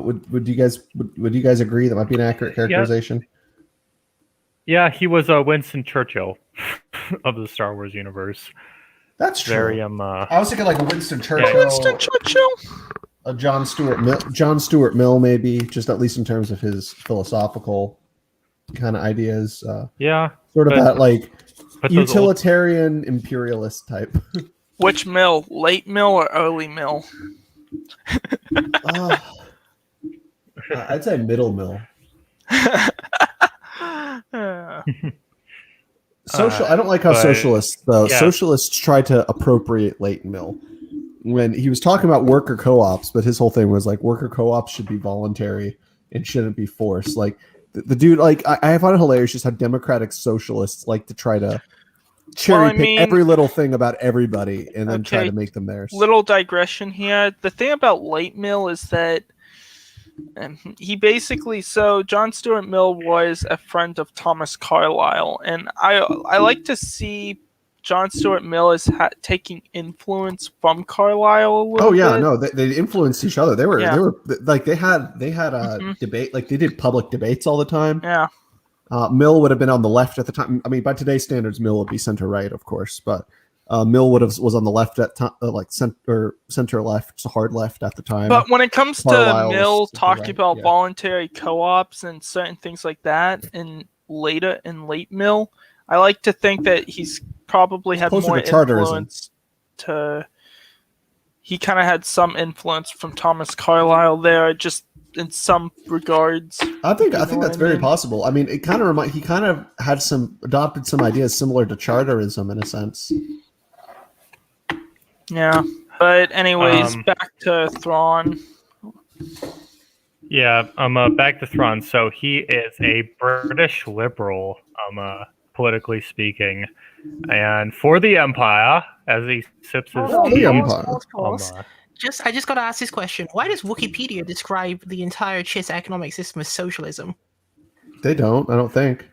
It literally does. Only if you click on Legends does it say this, though. Of course. What?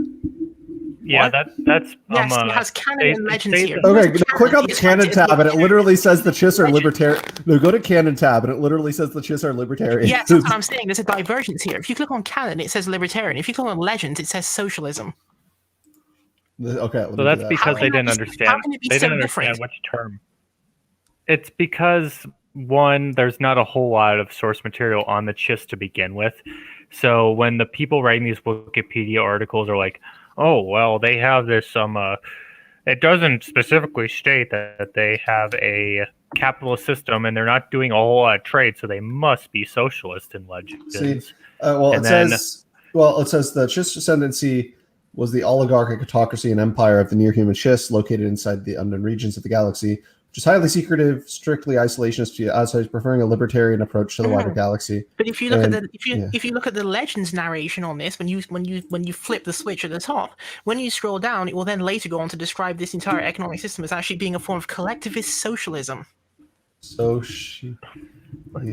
mean, I would say that they are collectivists. I mean, they're collectivists, but yeah, when it comes to Legends, there's really not that much the redistribution on them. of resources among Chiss colonies in Sicily was particularly important given the collectivist socialist economic system of the Chiss and led to their relative position at the head of the families, with the others acting in an advisory role. Huh. Yes, it seems as though the people in charge of redistribution are literally running the place. So, okay, it's an aristocratic, socialist, libertarian state. Yeah. I mean, their foreign policy is libertarian. Guys, look at that! Look at the graphic. I mean, look at the graphic. Oh gosh. I mean, I'm gonna be honest with you. There have been certain reactionaries in the past have been called socialists to a certain regard. Carlyle had pretty socialist economic beliefs. Yeah. Yeah, I mean, okay, the idea of if you guys want to, I guess we could just look at dismal science of economics. Yes, I wish to preserve slavery for socialist reasons. So what I was getting at is the Chiss, I guess, are more of a reactionary type group than either libertarian or socialist. Well, maybe if you think about it.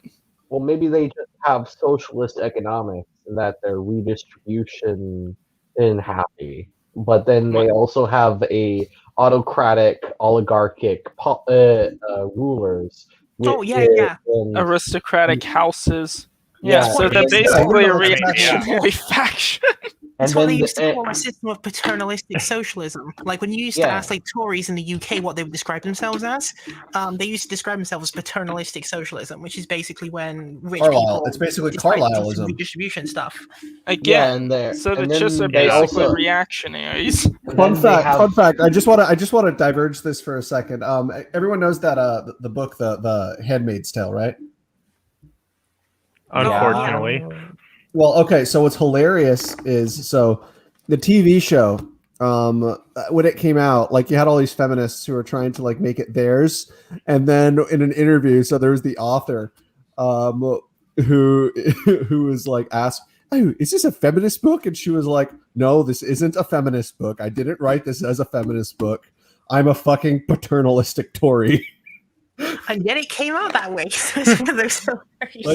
the author is considers herself a red Tory, like a paternalistic socialist. I mean that would make her like in today's spectrum. I guess that would make her just like the most centrist of centrist.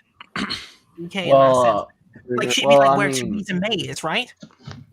well, well, I would say that maybe the Chiss are paternalistic socialists, but they have a libertarian foreign policy. Yeah. Yeah. I mean, that's not And they're very that's not reactionary particular. on their ethnic views. Yeah. So Hmm. yeah, they're ethnically I self-preserving. basically- They're Yes, actually, it goes on later in this article. They Actually, also uses the have term a very xenophobia to describe. aristocratic form of how they set up with their houses. Yeah, because look, this quotation And then- here, like still inside of the Legends tab, says, quote, the Chiss were very xenophobic, believing themselves to be superior to all others. Because of this, the Chiss were as isolationist as possible. They rarely engaged in trade with those outside their borders. Despite this isolationism, Chiss goods like charics could be found in Republic markets by 3951 BBY. Kind So, of I like mean, the article China. is not wrong, I guess. Kind of like China, maybe. You know, like the Chinese Empire had that kind of, we are better than all those outsiders because we are the Like, We're the that's middle why they never kingdom. focused on colonization a whole lot. Like Ray, I know we were talking about my Discord server the other day. Remember, and I was talking about like really the Yeah. Chinese didn't really start. I mean, they were imperialistic, but they didn't really start practicing imperialism outside of the Sinosphere, like China proper. Until life basically starts dragging you into it. until the West came, and it was a reaction to Western imperialism. I mean, you can even compare the events of what happened with the Chiss ascendancy to Japan in some context as well, which is that basically Yeah. they were sitting in isolationism, believing themselves to be superior, or at least not, if not superior, that other people will not understand, right? And then when a large threat appears, suddenly then someone has to do something about that, and it results in entanglements appearing. Similar to when the Yuuzhan Vong becomes a thing on the horizon, suddenly the Chiss are like, maybe we need to like start interacting with people who are not us, because we need to like hopefully redirect the force of whatever this stuff is toward perhaps the Galactic Empire and not ourselves. Which I kind Okay. of get as the mean- motivation for why that engagement happened in the first place, because the Chiss didn't want to be the first people to encounter it. Yeah, makes Mhm. sense. And Yeah. then I think that's Yeah. where the so I think they're actually moving towards that in the New Throne prequel series. Again, the sequel, the second book in the series, which just Hey, came out.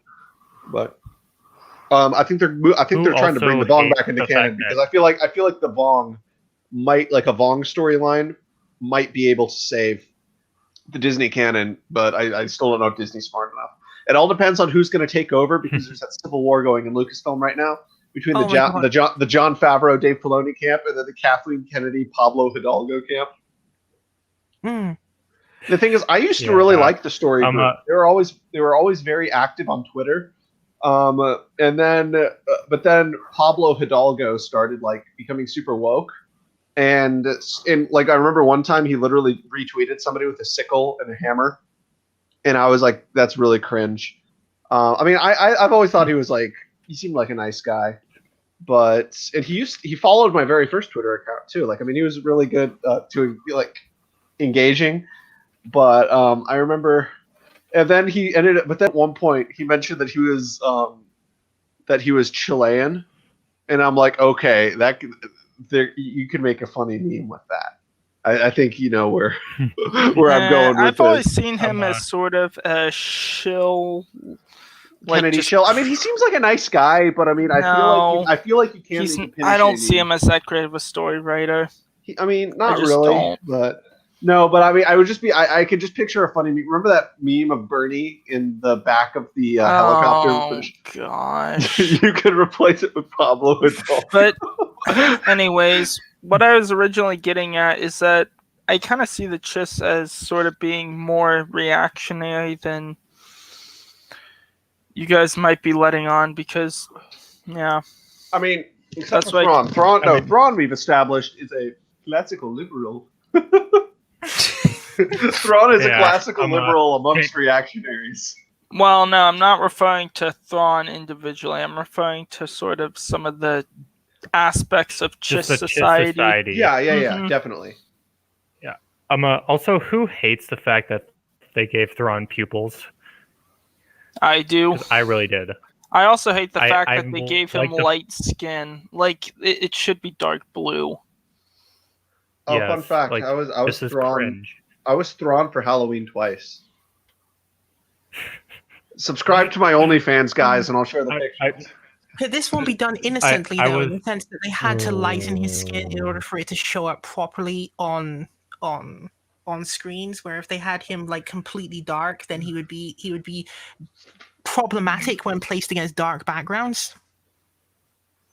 Do you know what I I mean? don't yes, think so. but then it I would also think go you into the could have. veneer. I don't know. It I would be think a they could lighting have done thing it. that they would do. Yeah. So, yeah, I think that's a pretty weak excuse in all honesty, because like if you're going to try to stay as close to the character and to the species, you can't give him pupils, and this light of skin, he might as well be like a sick elderly chiss in this. Actually, yeah, good point. No, you're right. You're right. There is no excuse for it. They could have easily got it right. But yeah, also, by the way, the chiss, if I had to be in Star Wars, I'd probably be a chiss, just because one, they honestly look the best. Like, they're the most handsome and most honestly sexy Oh, yeah, downright. aliens of Star Wars. You're seeing Have this you meme on ever screen right played now, right? the Flashpoint Are you guys- what are you mission laughing in at? SWTOR? The This Chiss meme? mission? Darth Calhoun. Have you ever played the Chiss mission in SWTOR MMO? Wait, are you talking about the one on the one where you have to go to the planet? Yes. Oh god, and you have to fight that fucking giant battle droid? That took me like literally a year and a half to beat. Dude, that took me like an hour to beat. Oh god, I hate that mission so much. And you have Don't to rub it in. But all I gotta say is, from that mission, yeah, the Chiss species are probably the most handsome. I would be a Chiss. Unironically, the I'm best always looking. a Chiss in that game. Oh We yeah, should talk about what- we should talk that's about what half my character. We should talk about what server we play on. We should create a guild. We should create the Canis Guild. Gosh. Okay, anyway. I mean, I'm yeah, on we haven't got- Starforge BTW. I'm on Starforge too. I checked. Nice. So I think I'm on Satil Sean. Oh, I pity you. You should create a I know. do a character boost, and we can create a guild. The base Pigpen Yeah. guild. By the way, if any viewers want to join our guild on the Old Republic, just comment. You're gonna have to find one of us. You have to find one of them. I mean, hey, let's just boot up Sator like right after this and do that while we have it on mind. I'd be down. Okay. Anyway, moving on. Do you think? What else? Should we do the? I think the that one kind of set? covers the chips because they're. Yeah. Yeah, let's do the one set. Okay. I'll let you take this away because I think you know. I really don't know that much about Darth Crate, honestly. Ooh, the tortured soul from the Old Republic that. Oh used wait! to be a I forget. Tusken Wasn't he a Raider, Tusken Raider? Yeah. Yeah, he was. He was a son of a Jedi Tusken, and then he kind of inherited his father's mantle. Ki-Adi-Mundi was his first master.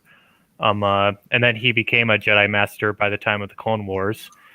In fact, Anakin nearly killed him because Tusken Raider. But yeah, Darth Crate was a survivor of the Clone Wars. He went back to Tatooine to lead the Tusken tribes against the against the Hutts, mostly the Hutts and the locals that were inhabiting. Essentially, he was like Sitting Bull or Crazy Horse and a few other Indian chiefs from the Native American tribes in America that resisted. Who had like originally served the U.S. and then went and took over the people, right? Yeah, that's why I closely described as Sitting Bull, where he was that was a Sioux chief. That initially tried to cooperate with the U.S. Yeah, Lakota. And he initially tried to work with and negotiate with the U.S., but eventually found out that he was just getting fucked over too much, and he just turned the tribe against the U.S. and he was one of the chief. Wait, is it unpatriotic that I say I don't think he was in the wrong? like the No, like no. Little You're Bighorn not was wrong. totally Little Bighorn was totally justified. It's like, I mean, it was like, hey, I'm a U.S. soldier, and I'm even like, I don't believe in American exceptionalism. So, yeah, that's a bunch of bullshit. That, oh yeah, we're so much superior. It's like, no, we aren't. But yeah, you I could have related to assimilated Sitting them Bull the much most, better. and then, yeah, it could have, but at the time, but We should yeah, watch Dances so with essentially- Wolves for movie night sometime. That is a good movie. So yeah, Darth Krayt, the Sitting Bull of the Star Wars universe, except for a lot more successful in the long run. But after he was defeated by Kenobi initially, on Tatooine, he drove himself back into exile onto Korriban. Well, he became a mercenary, and then he found himself on Korriban, and he delved into the teachings of the Sith, which he kind of admired Darth Revan the most, but he studied under Darth Bane's philosophy, Darth Nihilus, Darth Revan, and a few other Sith Lords. And there was another one that directly guided him, which I'm forgetting who that one was. It was a very obscure Sith Lord. No, there was a Darth Riven too, wasn't there? Darth Riven. Darth There was a Revan. I know Revan was there, but I think there was a Riven too. There's a Darth Riven. Okay, well, if there was a Darth Revan, then I don't know who the hell that was. By the way, best Sith waifu, Darth Talon. Oh, George Lucas like wanted Darth Talon and Darth Maul to like be a thing at one point. It was kind of funny. Yeah, Darth Talon. Did you really just say Darth Talon as best Sith waifu? Yeah. Guys, Darth Riven. Man. Darth Riven. I think I may have just lost a little bit of respect for you. Really? Oh, okay. But I Darth mean, Revan. Have you not heard of Lana Beniko? She's based. She is based yeah. Sith waifu. Yeah. Lana Beniko is definitely based Sith waifu. Yes, too. Yeah. Hey, we need to have like a Star Wars waifu night.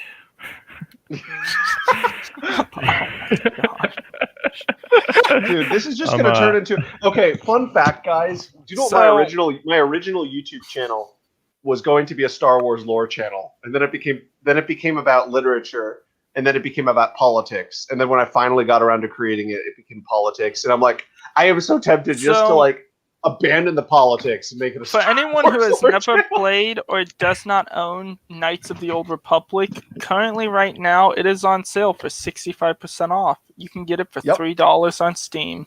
Buy it. Hey, Greatest by video the way, game ever made. The first one may not work initially on Steam. You got to go into the code and change some stuff to actually make it work. If it sometimes doesn't want to work on Windows, I don't know why. Yeah. I mean, the second one just runs natively on Linux. Okay. Yeah, anyway, that one we should runs move on. pretty Continue normal. with the one Sith. I'm sorry, I got us off topic. Oh, okay. Yes. But Darth Krayt, he emerged from Korriban initially wanting to overthrow Sidious, but then he kind of crawled out of his melancholic state a little too late, not realizing that the Galactic Empire fell.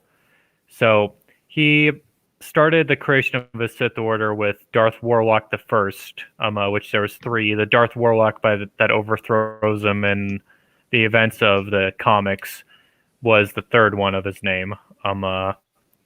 And he starts amassing his Sith forces, and it was the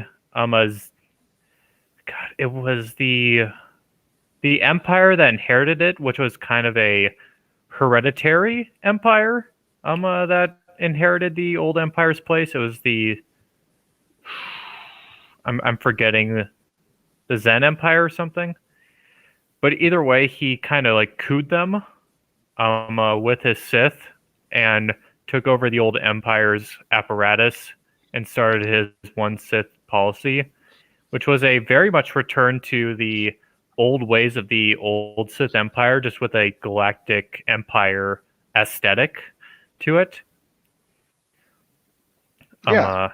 If that makes any sense. Also, he had a weird thing about. Oh, he was also captured by the Yuuzhan Vong at one point and tortured by them. And he had a fetish with York Coral and around his guy's lightsabers. Like everybody had to have York Coral around their lightsaber. It was weird. York Coral is a weird Yuuzhan Vong plant thing. Yeah, I still need to read the Vong novels. Those are some of the best. It's way. It's the such best, a long but series. super long. Yeah, it's like I'm reading the Horus Heresy in 40K. It's like it's 50 plus books long, and if you're starting now, it's like I'm trying to do that. It's tough. By the time I finish, the Vong are probably already going to have been canon for 10 years. Yeah, that's how it's gonna be. But yeah, the one Sith Order, and it was one of the most stable Sith orders because it was essentially like how the old Sith Empire worked, where it was still factional between all these Sith, but they were united in their loyalty to Darth Krayt, which was the one Emperor, the one true Sith. And they weren't. And he was the only one who. He was the only one who's able to call himself Darth, right? No, his pupils also held the title Darth. He was just the only one that held the title Emperor and the reigning so basically Lord was of the old Sith. Sith Empire. Yeah. Yeah, he essentially did restore the old Sator era Sith Empire. Gorzalion, Horus Heresy is biblical and may take a long time to read, but will change you fundamentally once you do. Yeah. Yeah, I'm kind of like shooting around the Horus Heresy novels. I'm mostly only reading the ones I'm interested in. The ones I'm like, I read the description, I'm like, that sounds boring. I'm not gonna read that. Yeah, it's like, you know what? It's like, okay, you know what? I'm gonna skip Leviticus and move to Judges. Because you know what? Let's agree, the book of Judges is basically the Game of Thrones of the Bible. That Just is. for the record, you all mentioned earlier that you didn't remember which person specifically in the Sith holocron it was that Darth Krayt talked to. It was Dark Lady Zhojan, who, quote, fought in the cataclysmic 100-year darkness war only to be defeated in exile from the Jedi Order following a rout on the world of Corvos. Guilty of high treason, Zhojan was among the beaten Dark Jedi that were banished from the Republic, only to discover Korriban, etc., etc., and you know what happened after that. Oh, yeah, with, oh god, what's his name? I forget his name. Ajunta Paul, right? Like, forgot his name last time. Yeah, Ajunta Paul. She's among the first people who became what is now known as Sith Lords. Quote, actually, quote is here. Christened as the first of the Sith Lords, Zhojan and her contemporaries instituted a religion that centered around worship and practice of the dark side of the Force. She's also apparently one of the first people who engaged in, hold on, give me a second, dark side healing. Interesting. Yeah, this was the Sith holocron that Krayt opened as his first one. Yeah, which dark side healing, essentially you steal life force from other people and it heals you. Yay. I don't know, I like the Sith. but that's like their little cringe moment is like just the idea of the dark side and healing. It's like, no, that's not really its nature. But I guess if you steal life force from other people, stealing the not really the life force, but like extracting the force essence that embodies someone from them and while making you stronger. It's more like sort of like that. That's why it doesn't make it as cringe. But yeah, the one Sith Empire, from the most part, you don't really see a whole lot of its political structure. You mostly only see the interactions of the Sith themselves, and from what you can tell, it's fairly their singularly driven purpose is the revitalization of the old Sith ways into the galaxy that existed in prior prior empires, but this was going to be the accumulation and incarnation of the one way. So and I know Darth Talon and Darth Goth over there, I'm forgetting his name. They were the closest to Darth Krayt. And they were his Emperor's hands specifically. They were his direct servants and like executioners in a way too. Yeah, the reason I'm not speaking is because this is one of those pieces of Star Wars that I'm not too familiar with. Yeah, I'm not too familiar with Darth Krayt. I've been meaning to read those comics, but like, could it they're also hard to be get these days. Drawn to this concept of dark side healing precisely because he had been tortured. Because it seems to work a lot better. If you're a Sith and you're using that skill, it seems to work a lot better if you have some pain to actually focus on, or if you inflict pain on someone else and then derive healing from that pain. However, of course, the problem is that the better the dark side healing is, the more pleasure you receive from being healed, which then causes you to break your concentration. Very sexual. And so this becomes a big problem. Darth Vader had this problem too. Yeah, it's the Slanesh problem, like in 40K. God, Star Wars needs to be more like 40K. But yeah, I wish that this strand of comics had a little bit more time to develop the Sith Empire than they did, because it was like kind of getting towards the time that Disney was going to be purchasing it, and either way, if they would have expanded upon it more while they were releasing it, the comics would have not been finished. The storyline. Here's my waifu, guys. No. Oh, I mean, there are better waifus, Jedi waifus. Come on, I loved how much of a bitch she was. I mean, have you not heard of Kira? She's okay. I mean, if you like the tsundere type. I liked Bastila though. She was actually she was my very first, like, this is gonna be funny. She was like my very first crush, quote unquote. I was like 11. I was like 11. You were crushing on a video game character? I was 11. So I mean, if you had a crush when you were 11, at least have a crush on a real person, not a fictional character. I was kind of a late bloomer, okay? Hey, so we all know that you like tsunderes now. Okay.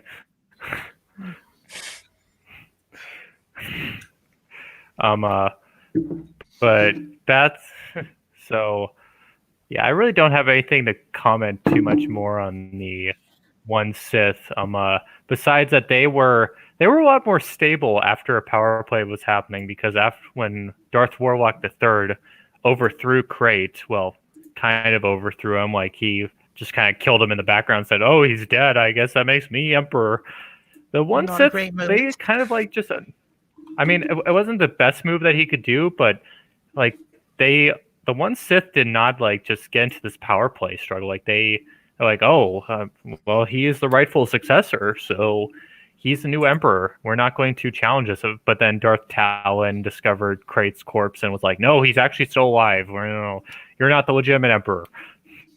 So, and then that was kind of like the minor power play, but literally only a few forces from Darth Krayt's force and a few from Darth Warlock's loyalists fought a minor battle, and then Krayt slew Warlock. But that was about it for the power play. It wasn't too bloody. And the one Sith Empire was pretty stable all throughout it. And then it was only really Cade Skywalker that was the one that truly brought down the Empire by killing Krayt and a few of the other members of the one Sith, and possibly having a night with Darth Talon there. Oof. I don't know. That was kind of left ambiguous. Okay, we need to have a debate one time. Hinted. We need to have a debate sometime. Who are hotter, the Twi'lek or the Asari from Mass Effect? That's a I tough say one. the Twi'lek. I go back and forth. Twi'lek just because I'd say the I don't like that weird. No, but the thing is, the cool thing about Asari is they'll like if you get married to one, like if let's say you get married to one and you're like 25, she'll still be like hot as hell when you're like 90. I mean that is true, but you're also going to be a crippled old man that needs to take like 20 Viagra just to keep it up for 20 minutes.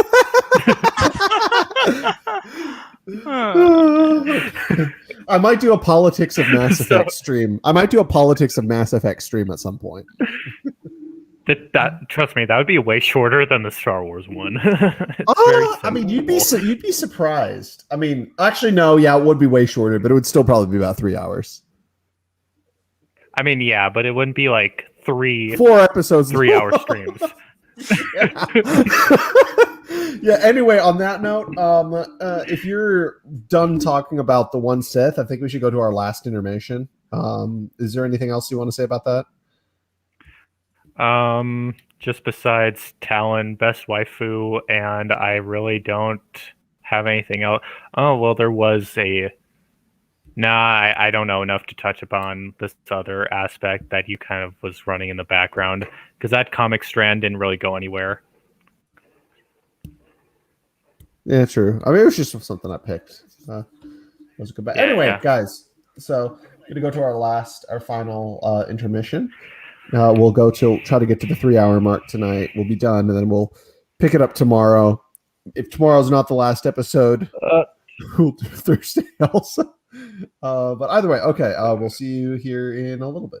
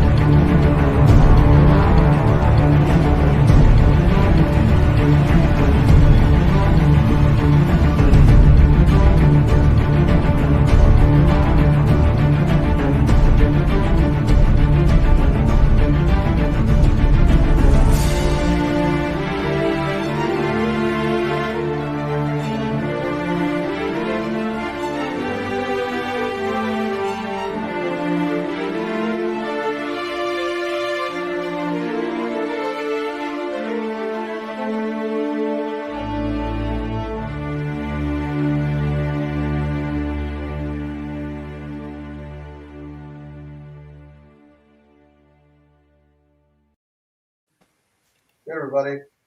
Welcome back. How's everyone doing? All right. I think we already know who your favorite character is.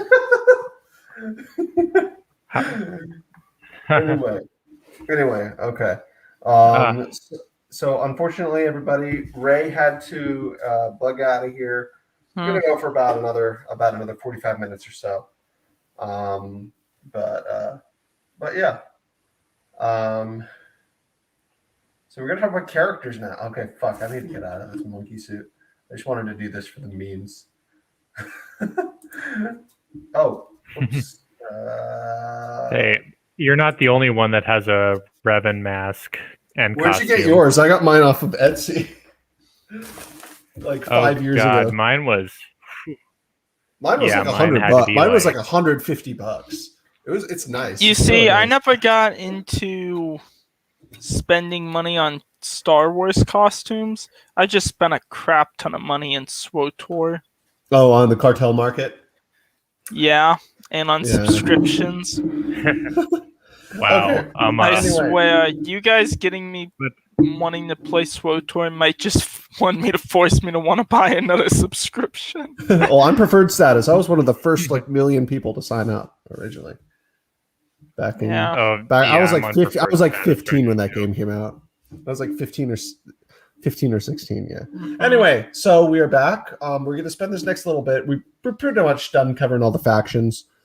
We're going to start again. This is probably going to turn into like one or two more streams again. we could cover the Hapes Consortium. I don't know anything about the Hapes Consortium. I don't know anything about the Hapes Consortium. Either way, all right. Let's just move on to talking about characters and what they represent, just from a metaphysical, political perspective. We'll cover a couple. Do you want to cover the original trilogy characters? Let's cover Qui-Gon and talk about how he's in the green quadrant of the political compass. Yeah. Yeah. I'm pretty sure that's a dead given that Qui-Gon's in the green compass of the political quadrant. It's like, unfortunately, he's down there. I think he's like barely within the green quadrant. I'd put him like kind of like in the center down there, but towards the center. Yeah, fair. What would you have to say about that, William? But I know you've decided you're not really big into the pop culture related streams, which is fine. I'll bring you on another one that's not pop culturally related sometime. But I just wanted to hear your opinion on Qui-Gon.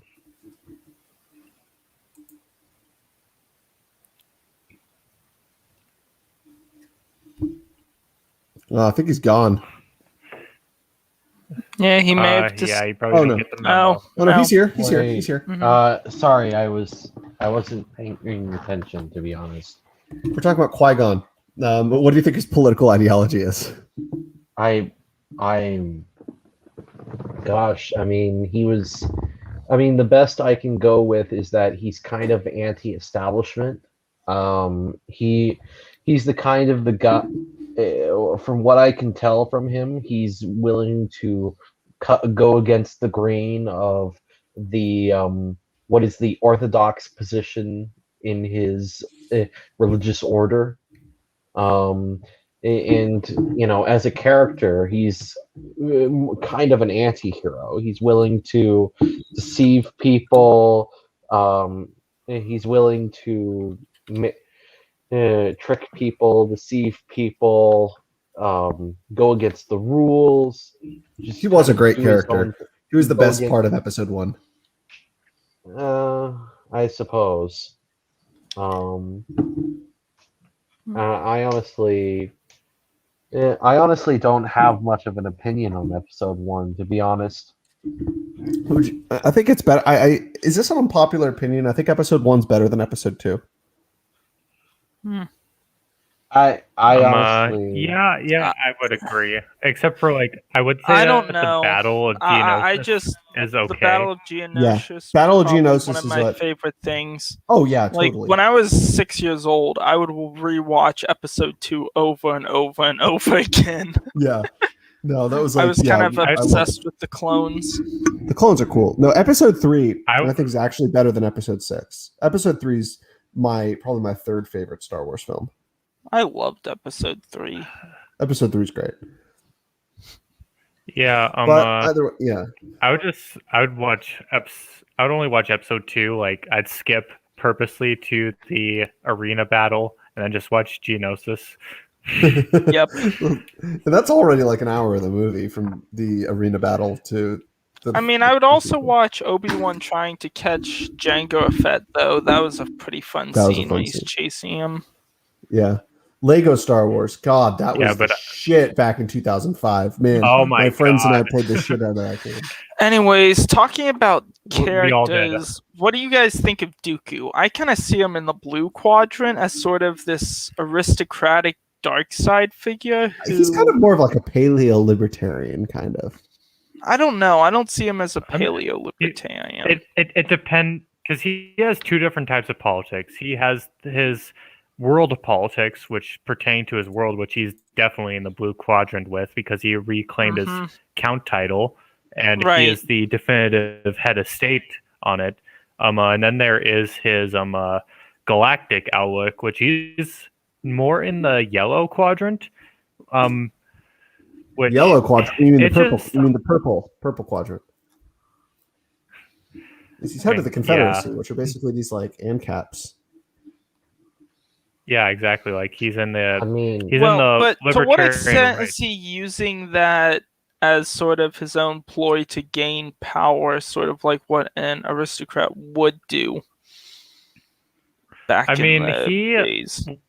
Because I always saw him sort His of like internal within the politics, blue. like the reason why I put him down there is because he definitely did actually respect the power of the Confederacy Senate. When he was presiding as the Confederacy's head of state, he preferred to let the Parliament do most of the interior, decision making, while he was just the sign off. But when it came to military matters, he was a very hands-on leader. It just depended on where he was. Like in most of the internal runnings of the Confederacy, which only lasted for like 3 years, he was very hands-off, and he preferred for more local independent systems to do their own thing, but still had to. But they all levied towards the war effort. Yeah. But that was about it for Fair taxes. enough. And then you had the Trade Federation, who supplied all the battle droids. I would just say Dooku's Yeah, probably but- my favorite Sith character from the movies, hands Yeah. down. And Obi-Wan's my favorite Jedi. If you think about it, would you guys agree that Obi-Wan is basically the main character of the prequel trilogy?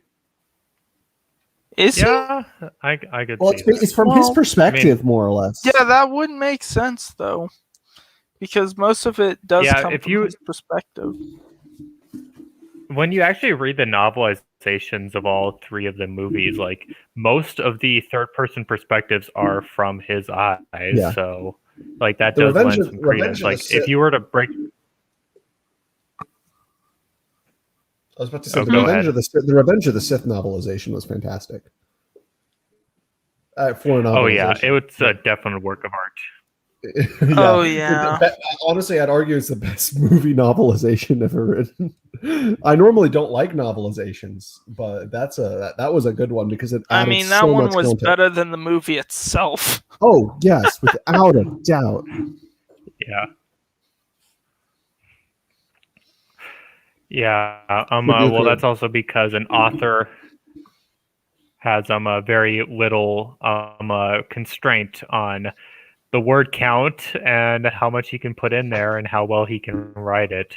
But then when you have an on screen, like you have budget, you have actors, you Mhm. have makeup, you have screen Right. setups, and it's like an author, all he needs is a Word document, and that's why it's so good. And that's why honestly, like I've gotten into writing and I want to publish a few books I'm Star working on Wars right now novels, yeah. eventually. Yeah. Anyway, William, do you have anything to add on Dooku? Not really.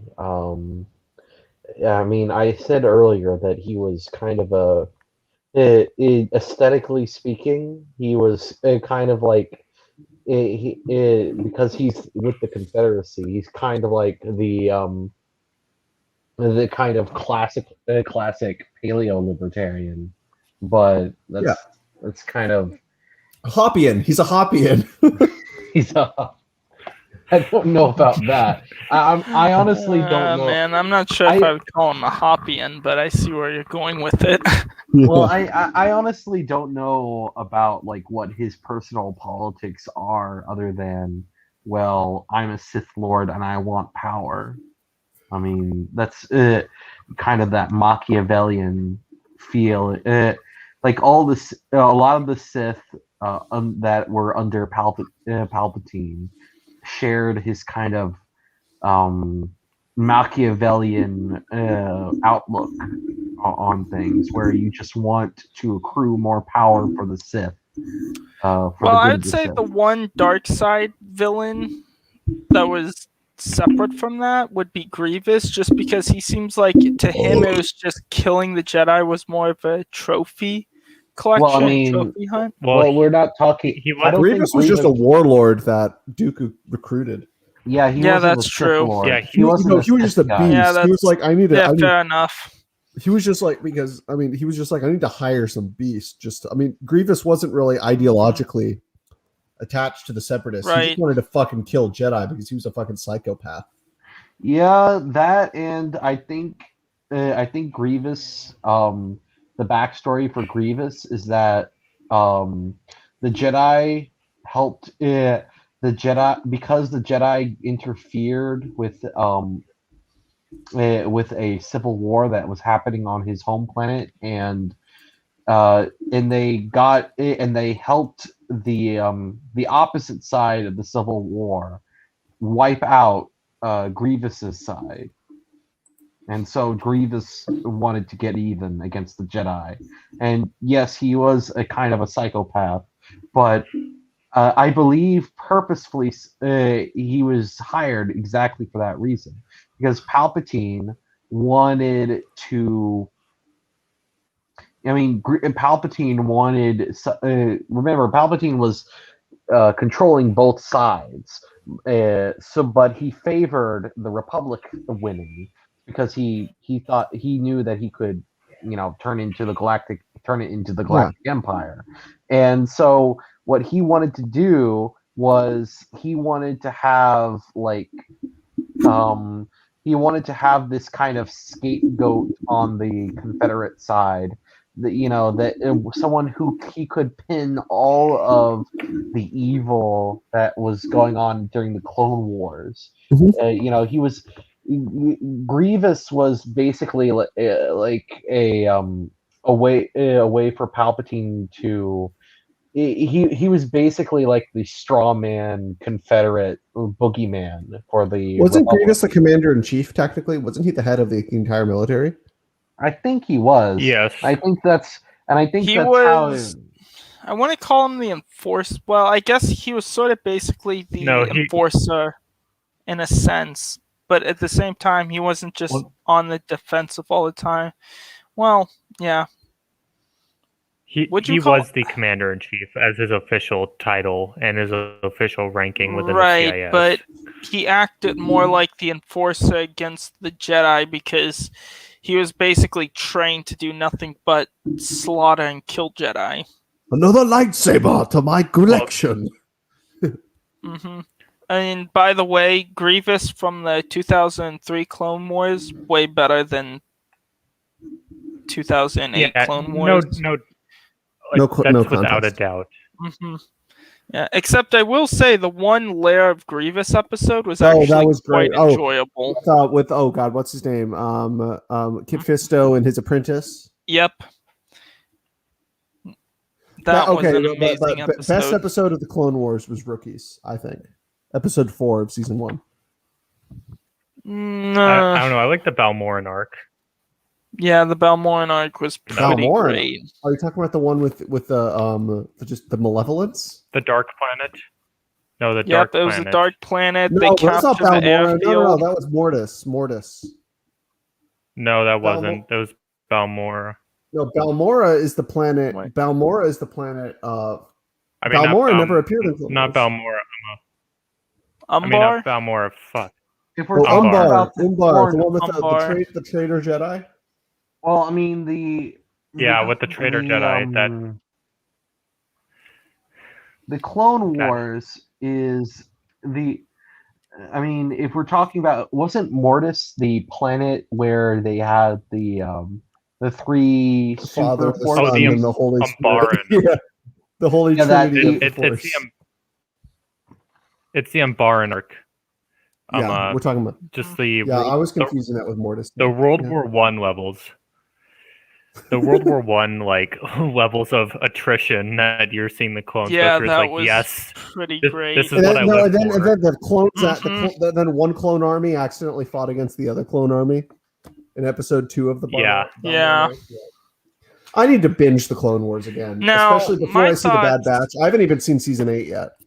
In terms of characters, guys, I mean, I'm I haven't curious what either. your thoughts on for Darth Maul and the later new canon adaptation of him, and how Disney's treated him recently. I'm kind of curious to know your thoughts on Darth Maul. Well, we're not talking about the lore; we're talking He about the went- politics at this point.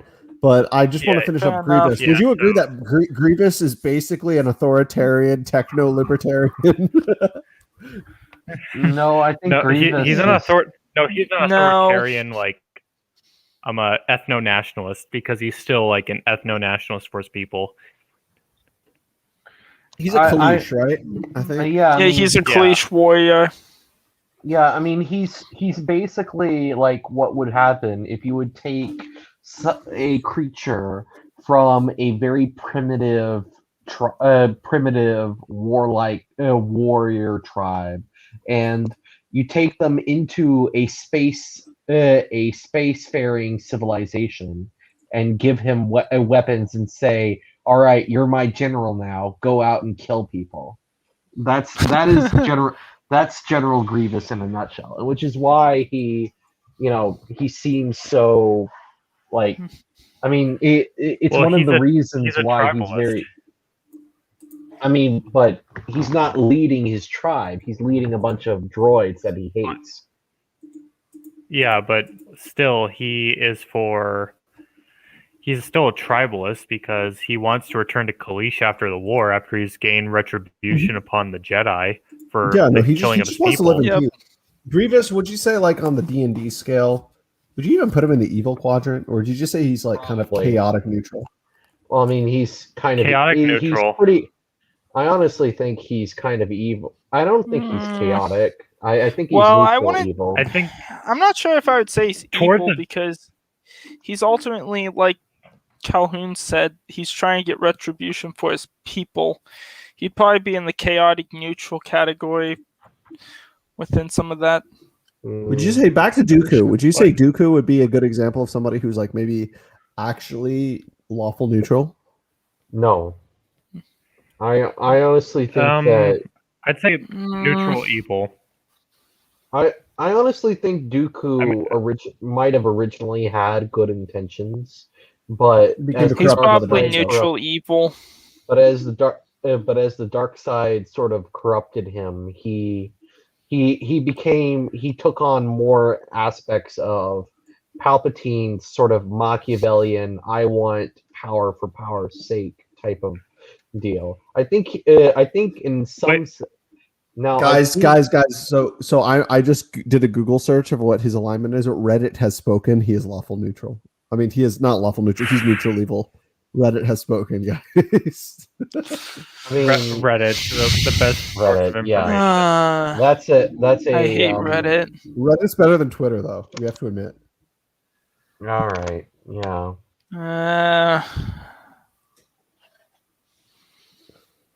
So, you guys have any thoughts on Darth Maul? Because Darth Maul's kind of an interesting character. Politically, Okay. I don't know if Darth Maul. He really- is. It depends on which continuity you go out of. If it's Let's go with Then Clone Wars. he Let's go with is Clone like Wars continuity. The one with him and his little brother. Yeah. Is he, yeah, if we go off that continuity, I mean, is he? I mean, is he interesting as like politically speaking? I mean, Darth Maul's just a badass, but Politically he's not speaking, super no. interesting. Yeah. He's I mean, he's a badass, and that's like all he has going for him. yeah, exactly. He's Mhm. he's just like that. Anyway, I guess maybe we can talk about the Darth Maul's race, Oh, Dathomir. the Dathomir. Yeah. What about their political situations? Because it's kind of interesting. It's kind of a matriarchal theocracy. Well, on Dathomir, okay, so Well- Darth Maul is a Zabrak. So Zabraks Mhm. come from two planets. They come from the original Zabrak planet, and they also come from Dathomir. The original Zabrak planet, they're normal. They're Iridonia. generally grace. Iridonia, that's right. Mhm. And so that's like people like. Does everyone remember Bayodur from KOTOR 2? Yes. Yes. General. I'm He's always like, Which hello, General. Yes, General. You are my General. General. In general, I am So- generally in support of you, General. okay. So there's also two continuities with his origin. One, Dathomir is still the home of the witch. Like they're both home of the witches, but the witches are very different in both continuities. And I kind of there's like no the new Zabrak continuity on of the. witches. I mean, I don't know. I like the old one just Uh. because it was more general dark. But I It was do, more but I general don't dark like sider the users. I But- don't like the idea that in the new continuity though that that the witch leader is actually his biological mother. I like in the Darth Yeah. Plagueis novel how like Palpatine just found Plagueis and just found Maul and bought him from his biological mother. That was pretty cool. Yeah. Yeah, I kind of just- like that. like the old continuity did a lot better. Like, yeah, I bought him and said, oh, I was granted him by the witches of Dathomir, which are these dark side rebels that in any normal context the witches annihilate because they're a threat to their power base. That's just what a Sith would do. But so yeah, I like also the old witches of Dathomir, where there was actually multiple different tribes. Like there were the night witches that you see in the Clone Wars, which they were one of the main witch cults, but there was also other ones. And that's because all those Dathomiri witches originated from a crashed ship of Jedi Padawans, and they kind of developed their force powers, but in different verging ways. In fact, it was Luke's friend like married a witch and created that was during the courtship of Princess Leia book. Yeah, that's what we talked about the other night, right? Mhm. Yeah, that's what we were talking about. But yeah, that happened. And that's because she was just a normal human that was also a Dathomiri witch. But essentially, like I'd say they lean towards dark side, but they were just the general force users, unlike just the pure like evil maniacal like witches that you see like out of the Salem trial propaganda that you see in Clone Wars. Yeah. And then that's interesting. What about Asajj Ventrance in technically being from Dathomir and being part of the witches? What do you guys think of? That's also I mean, the witches were basically like I think they were basically a Gnostic cult, if you think about it. And I think everybody here. Yeah, on this they stream, were. Were. Everyone on the stream. That's Christian. true. Everyone on this stream's Christian. I'm guessing, right? I'm guessing actually you're outnumbered with Catholics here. Well, no, I think Edgar, you're Eastern Orthodox, right? Yeah, I see the Eastern Orthodox as correct. Well, I'm a high church Anglican, so basically I'm like Catholic in name basically only. all Protestant of them in name are only. I'm Protestant in name only. to some sort of traditionalist view of Christianity. Yeah, no, yes. we all hold to a generally I agree with the more pre-Reformation type theology. But I'm not a papist though. That's really my thing. But anyways, you Um, were saying with the witches earlier, Gnostics, the They're witches and basically Gnostics. a Gnostic cult, if you think about it, especially with their whole idea of like belief in the Yeah, that's true. body being like this disgusting thing, and they believe in like reincarnation and the whole thing. Yeah, it also just depends on which like Dathomiri culture you're looking at too, because if you're looking at the ones from the show, then yeah, they're definitely a Gnostic cult. But then if you look at the old continuity, it gets a lot more blurry, and you can generally just see them as any normal female religious order. Like some of the Dathomirian cults were pretty much just like nuns, while then other Yeah. ones were a lot more. It just depended on which one you were talking about, because there's so many different cults on Dathomir in the old continuity. It wasn't just the witches. The Night Sisters and the witches, the Witch Night Sisters, though they're the ones I'm referring to when I'm calling them the Gnostic heresy. Yeah, it's like even them, like they were still like the Night Sisters in the old continuity, but they just were general force users that leaned to dark side. They weren't quite a cult like, and they were very tribal. Yeah, so like we're all saying, and then of course also Saj Ventress, which we were kind of leading into. Like there's also two different continuities with her too. Like in one of them, she was just a daughter to a pirate, and then in the TV show, she was the adoptive daughter of a pirate, from the Dathomirian. So it's like, when do you? Because in the old 2003, she was just a rogue Jedi, and in the TCW, she was a Dathomirian witch that was trained to be a Jedi, and then went back she was to the a slave witches. originally too, and then her slave master died. Her slave master died, and then she was found by the Jedi, and then her Jedi master died, and then she became a Sith Lord, or not a Sith Lord, but a Sith assassin. A Sith assassin. Yeah. So it's just more of which continuity you want to go. Like, I honestly prefer the 2003, where she was just everyone a does. fallen Like Jedi. all of us purists. I prefer mean, the I mean, as 2003 great was as the best. I mean, as great as TCW was, I mean, the miniseries, the 2003 series, that was fantastic. Yeah, but not just that. Like, Asajj Ventress also like in the books and stuff going around at the same time, which were following the exact same like continuity, because they were all coordinating on all that, so that way they had it done right. In fact, the channel Mandalore, he has a secondary channel up. He did a very good breakdown of how like all the old Clone Wars content all linked together, like the Republic Commando novels, the comics, the mini series, etc. Excuse me. Yeah, I kind of still like how the miniseries did a great continuity with Episode 3 with the third movie. Yeah, no, they let Oh it yeah, right I up. love how it literally led up to it. Yeah, no, it was like literally like moments before, and then it ended. Didn't it end with them like lifting off to go save the Chancellor?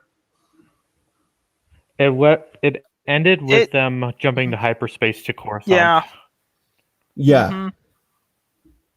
Anyway, so let's move on to another character. I'd say let's move on to we'll save Palpatine for next time. Let's move.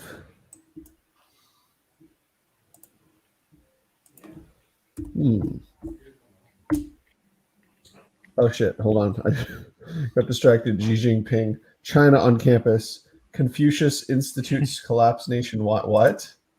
Wait,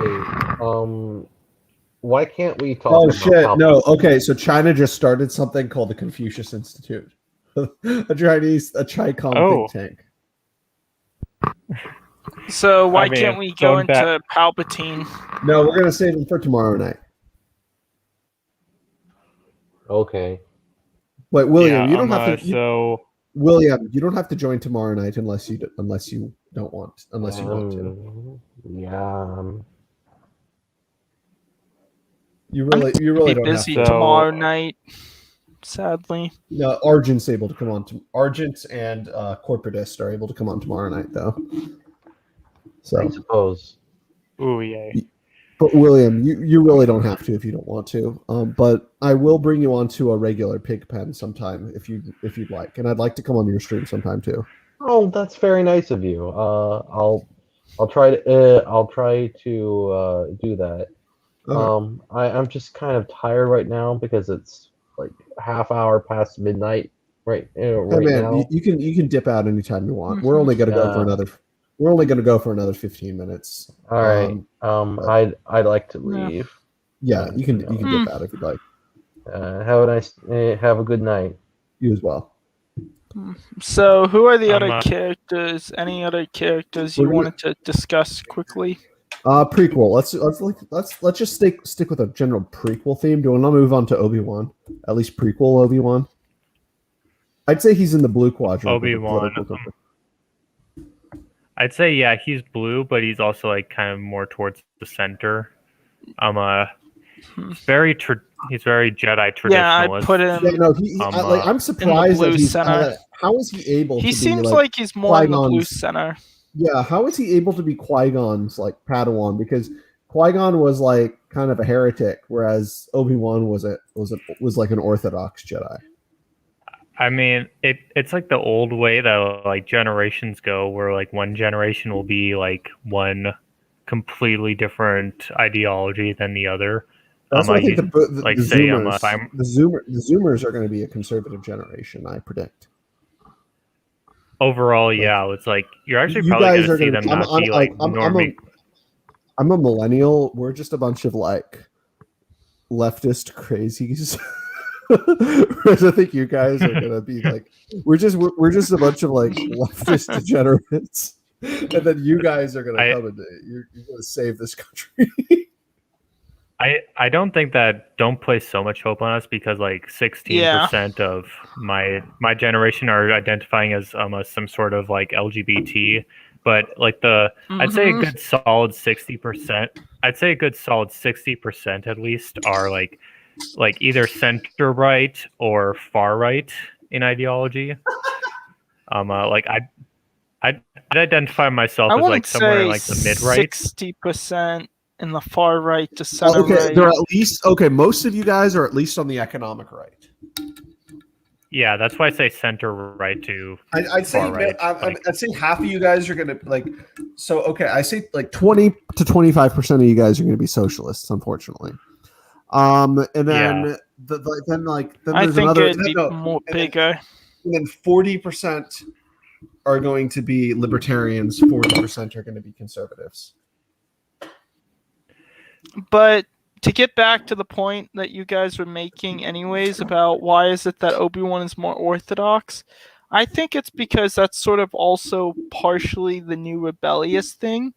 So originally when you had the punk rock rebellion against the conservatives, that was basically seen as the edgy thing. That was seen as the out thing.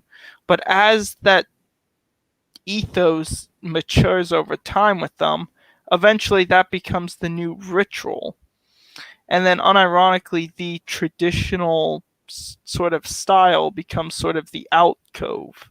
It's sort of like how after the 60s, after all the people from the 60s matured and got jobs, that sort of rebellious stage became the new normal, the new ritual, and how the left took over.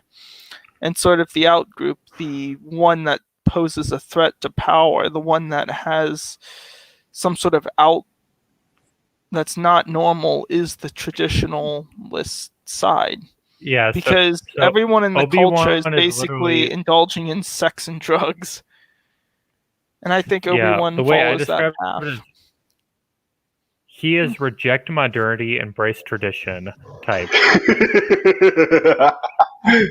Well, except for he Well- he and Satine definitely boinked at some point. Yeah, but either way, everyone, he's the quintessential reject modernity, embrace tradition mentality that a lot of the young Yeah. rad trads like me are. Yeah. I find it funny though that my server was infiltrated and colonized by you people. by the rad trads. By the red. No, it's basically. I mean, my server is basically just because it's basically libertarians, neoliberals, a couple socialists, and then a bunch of rad trads. So I guess it averages out to paleo libertarian. And then you just had a couple of reactionaries take over somewhat, but then we're not really active at all. I mean, you guys kind of are. I have like, what, 150 members? We're growing. But then now we're starting to get lives. Like yeah. I platform you guys. I don't have a platform the rad trads. I don't have a problem with platform and rad trads. I mean, you guys aren't like. I mean, I know Twitter says you guys are like, oh, these far right neo-fascist Nazis. It's like, no, you guys are like, in the historical greater scheme of things, you guys are just center right. You guys like, and plus, you guys generally tend to hate the fucking Nazis. Yeah, but I don't it's know typically about for you, different but reasons. I've been considered a Nazi. Dude, just like Thomas Carlyle has been called a Nazi. I am literally an fascist. enlightened libertarian-leaning centrist, and I've been called a Nazi. Because literally, Yeah. Anyway, do you have any more characters you're interested in discussing? Let's talk about one more. So Obi-Wan Kenobi. So he's definitely blue quadrant. Yeah, I wonder if there'd be anyone in Star Wars who would be further up in the blue quadrant. What do you guys think? Mace Windu. No. I was thinking more like Yoda, because Mace Windu actually occasionally lets out his anger and uses the dark side in order to accomplish his goals. So I wouldn't necessarily put Mace Windu there. Like, let's be honest, he uses the dark side occasionally. The Force doesn't determine political like leanings. Like most of the Sith and Jedi both fall into the blue quadrant if you think about it. Okay, that's true. They fall into the blue or maybe red quadrant. Most of the time the blue though, so it's like you can't really say like Force alignment determines. I honestly kind of I was thinking of Yoda up in the top blue quadrant, to be quite honest. Let's end by talking about Mace Windu.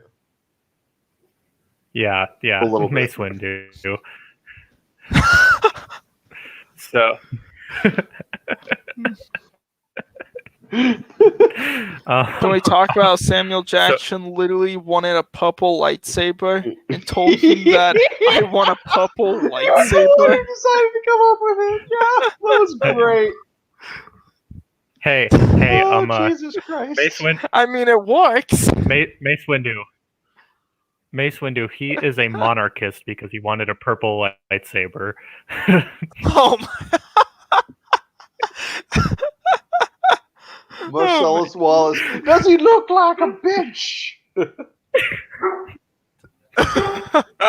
Honestly, Pulp Fiction might be one of my favorite movies. Oh man. I mean, it ended up working.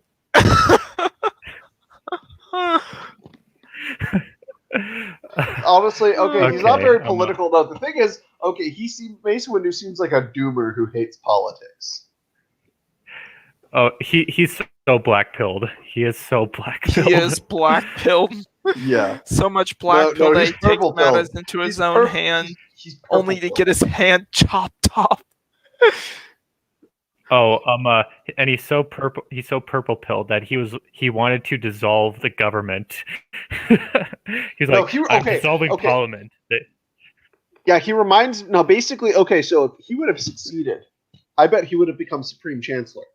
because he reminds me of remember last night, Otto von Bismarck. 3 nights ago, we were talking about the Sith, or not the Sith, the Jedi. No, at he's the end not of Otto von Bismarck. No, the Jedi at the very end of the Old Republic. The Jedi who ended up, they were just basically all the Supreme Chancellors. Windu would have totally become a Jedi Supreme Chancellor, kind of in the vein of the Old Republic Supreme Chancellor. Yeah, he probably would have. Yeah, he probably would have. No, he would have been like Otto von Bismarck because Palpatine is the SPD. They're too dangerous to be left alive.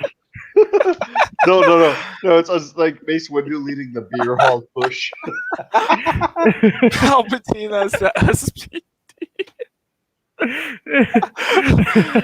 Now I can't seem to get that out of my head. I legit cannot get that out of my.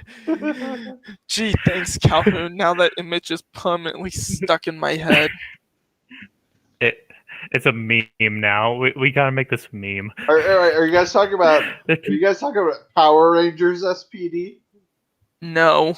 No, SPD. I know the Social Democratic Party, right? Yeah. Otto von Bismarck. They're too dangerous to be left alive. I can totally see that from Windu. Just him in a pickle halba marching into the chancellor's office. Oh man.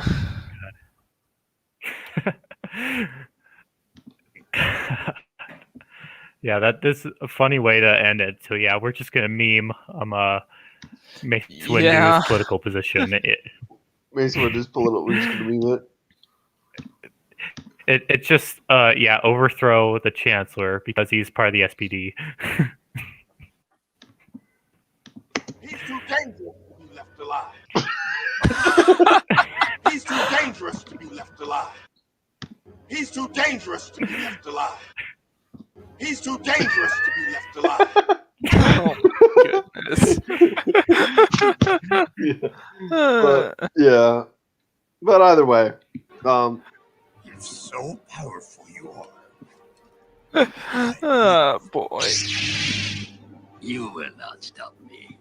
Your leader will become more powerful than either of us. Faith in your good. The Kaiser will be more powerful than either of us. Dark side of the force. Oh my.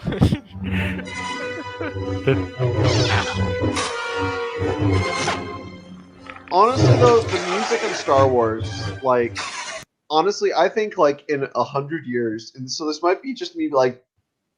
So I've been drinking beer, so this might just be me being like a Spangler shill, but like 500 years, Star Wars is going to be seen as like a symphony. Like they might not watch the Star Wars movies anymore, but they're going to be listening to the music in 500 years. Like honestly, if I think if I think the greatest part of Star Wars is the music. Yeah. That is the most timeless part of Star Wars. Yeah, it probably is. That's because they freaking gave John Williams. Yeah, they freaking like hand him a freaking check and say, "Hey, make music," instead of try to do this crap pop radio stuff where they're like, "Hey, create a catchy tune so people can tune in." He is the rare to Richard Wagner. Well, did you just say he's the heir to Wagner? Yes, he is 100%. Or Tchaikovsky. No, he's not. No, he's not. Hey, you don't think so? Those guys are freaking legends. So John Williams, I think John Williams is brilliant, but he's not as brilliant as Wagner. No, of course not. But he's the closest thing we have these days. Like no, but think of it. If Tchaikovsky or Wagner were alive today, they'd be scoring movies. Like if they were alive today, that's what they'd be doing. I'm trying to think of who's the one. But the thing that he truly gave the world was back in the 80s, he birthed this new form of music called neoclassicalism, which is a form of music that's been used more and more throughout movie soundtracks. Just because it's this whole exactly. It's just very. Just listen to his soundtracks. Like he literally takes cues from Tchaikovsky, especially. Listen to the 1812 overture and listen to the Star Wars soundtrack. Very similar. I mean, Yeah, but he did. Hans Zimmer? There's also White Car, which is brilliant music for a composer. Zimmer's great, but he's still not John Williams. Debatable. There's also Adams. Yeah, but either way, There's Jenkins. Yeah. There's Arvo but Part. he'll still go down as a. He's going to go down as the classical composer of our age.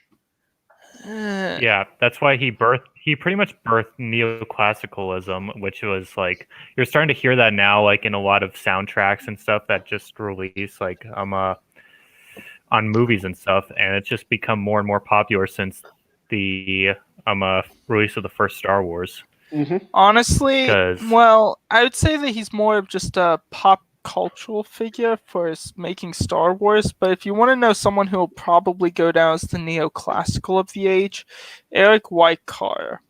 I need to listen to him. I've never heard of him before. Oh yeah, He basically is very popular for making these sort of virtual symphonies recently in 2020, but he's made a lot of beautiful spiritual type honestly, song choirs. 2020 was the year. Do you know what the music style of 2020 was? The definitive music style?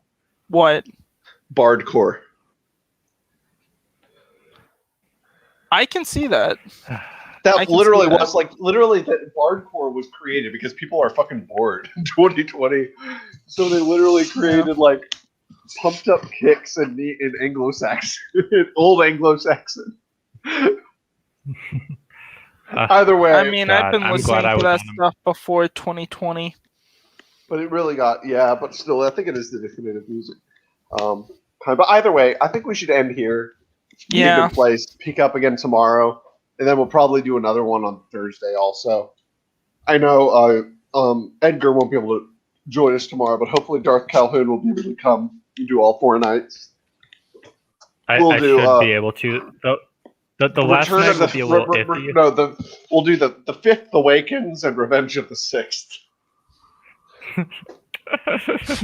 All right. Oh, well, gosh. I should be able to make it tomorrow. I'm not sure 100% about Thursday, just because issue. I don't know. Yeah. So we'll continue I'll still talking. point that we're still live. Yeah, we're still live. Mhm. Yeah. So So we'll what? continue with characters tomorrow. Maybe move on to some historical parallels. And then definitely on, I think Thursday's stream will focus specifically on how Star Wars political analysis, how it applies to today. And that'll probably be the shortest stream. We'll probably only do 2 hours that night. Hysterical parallels.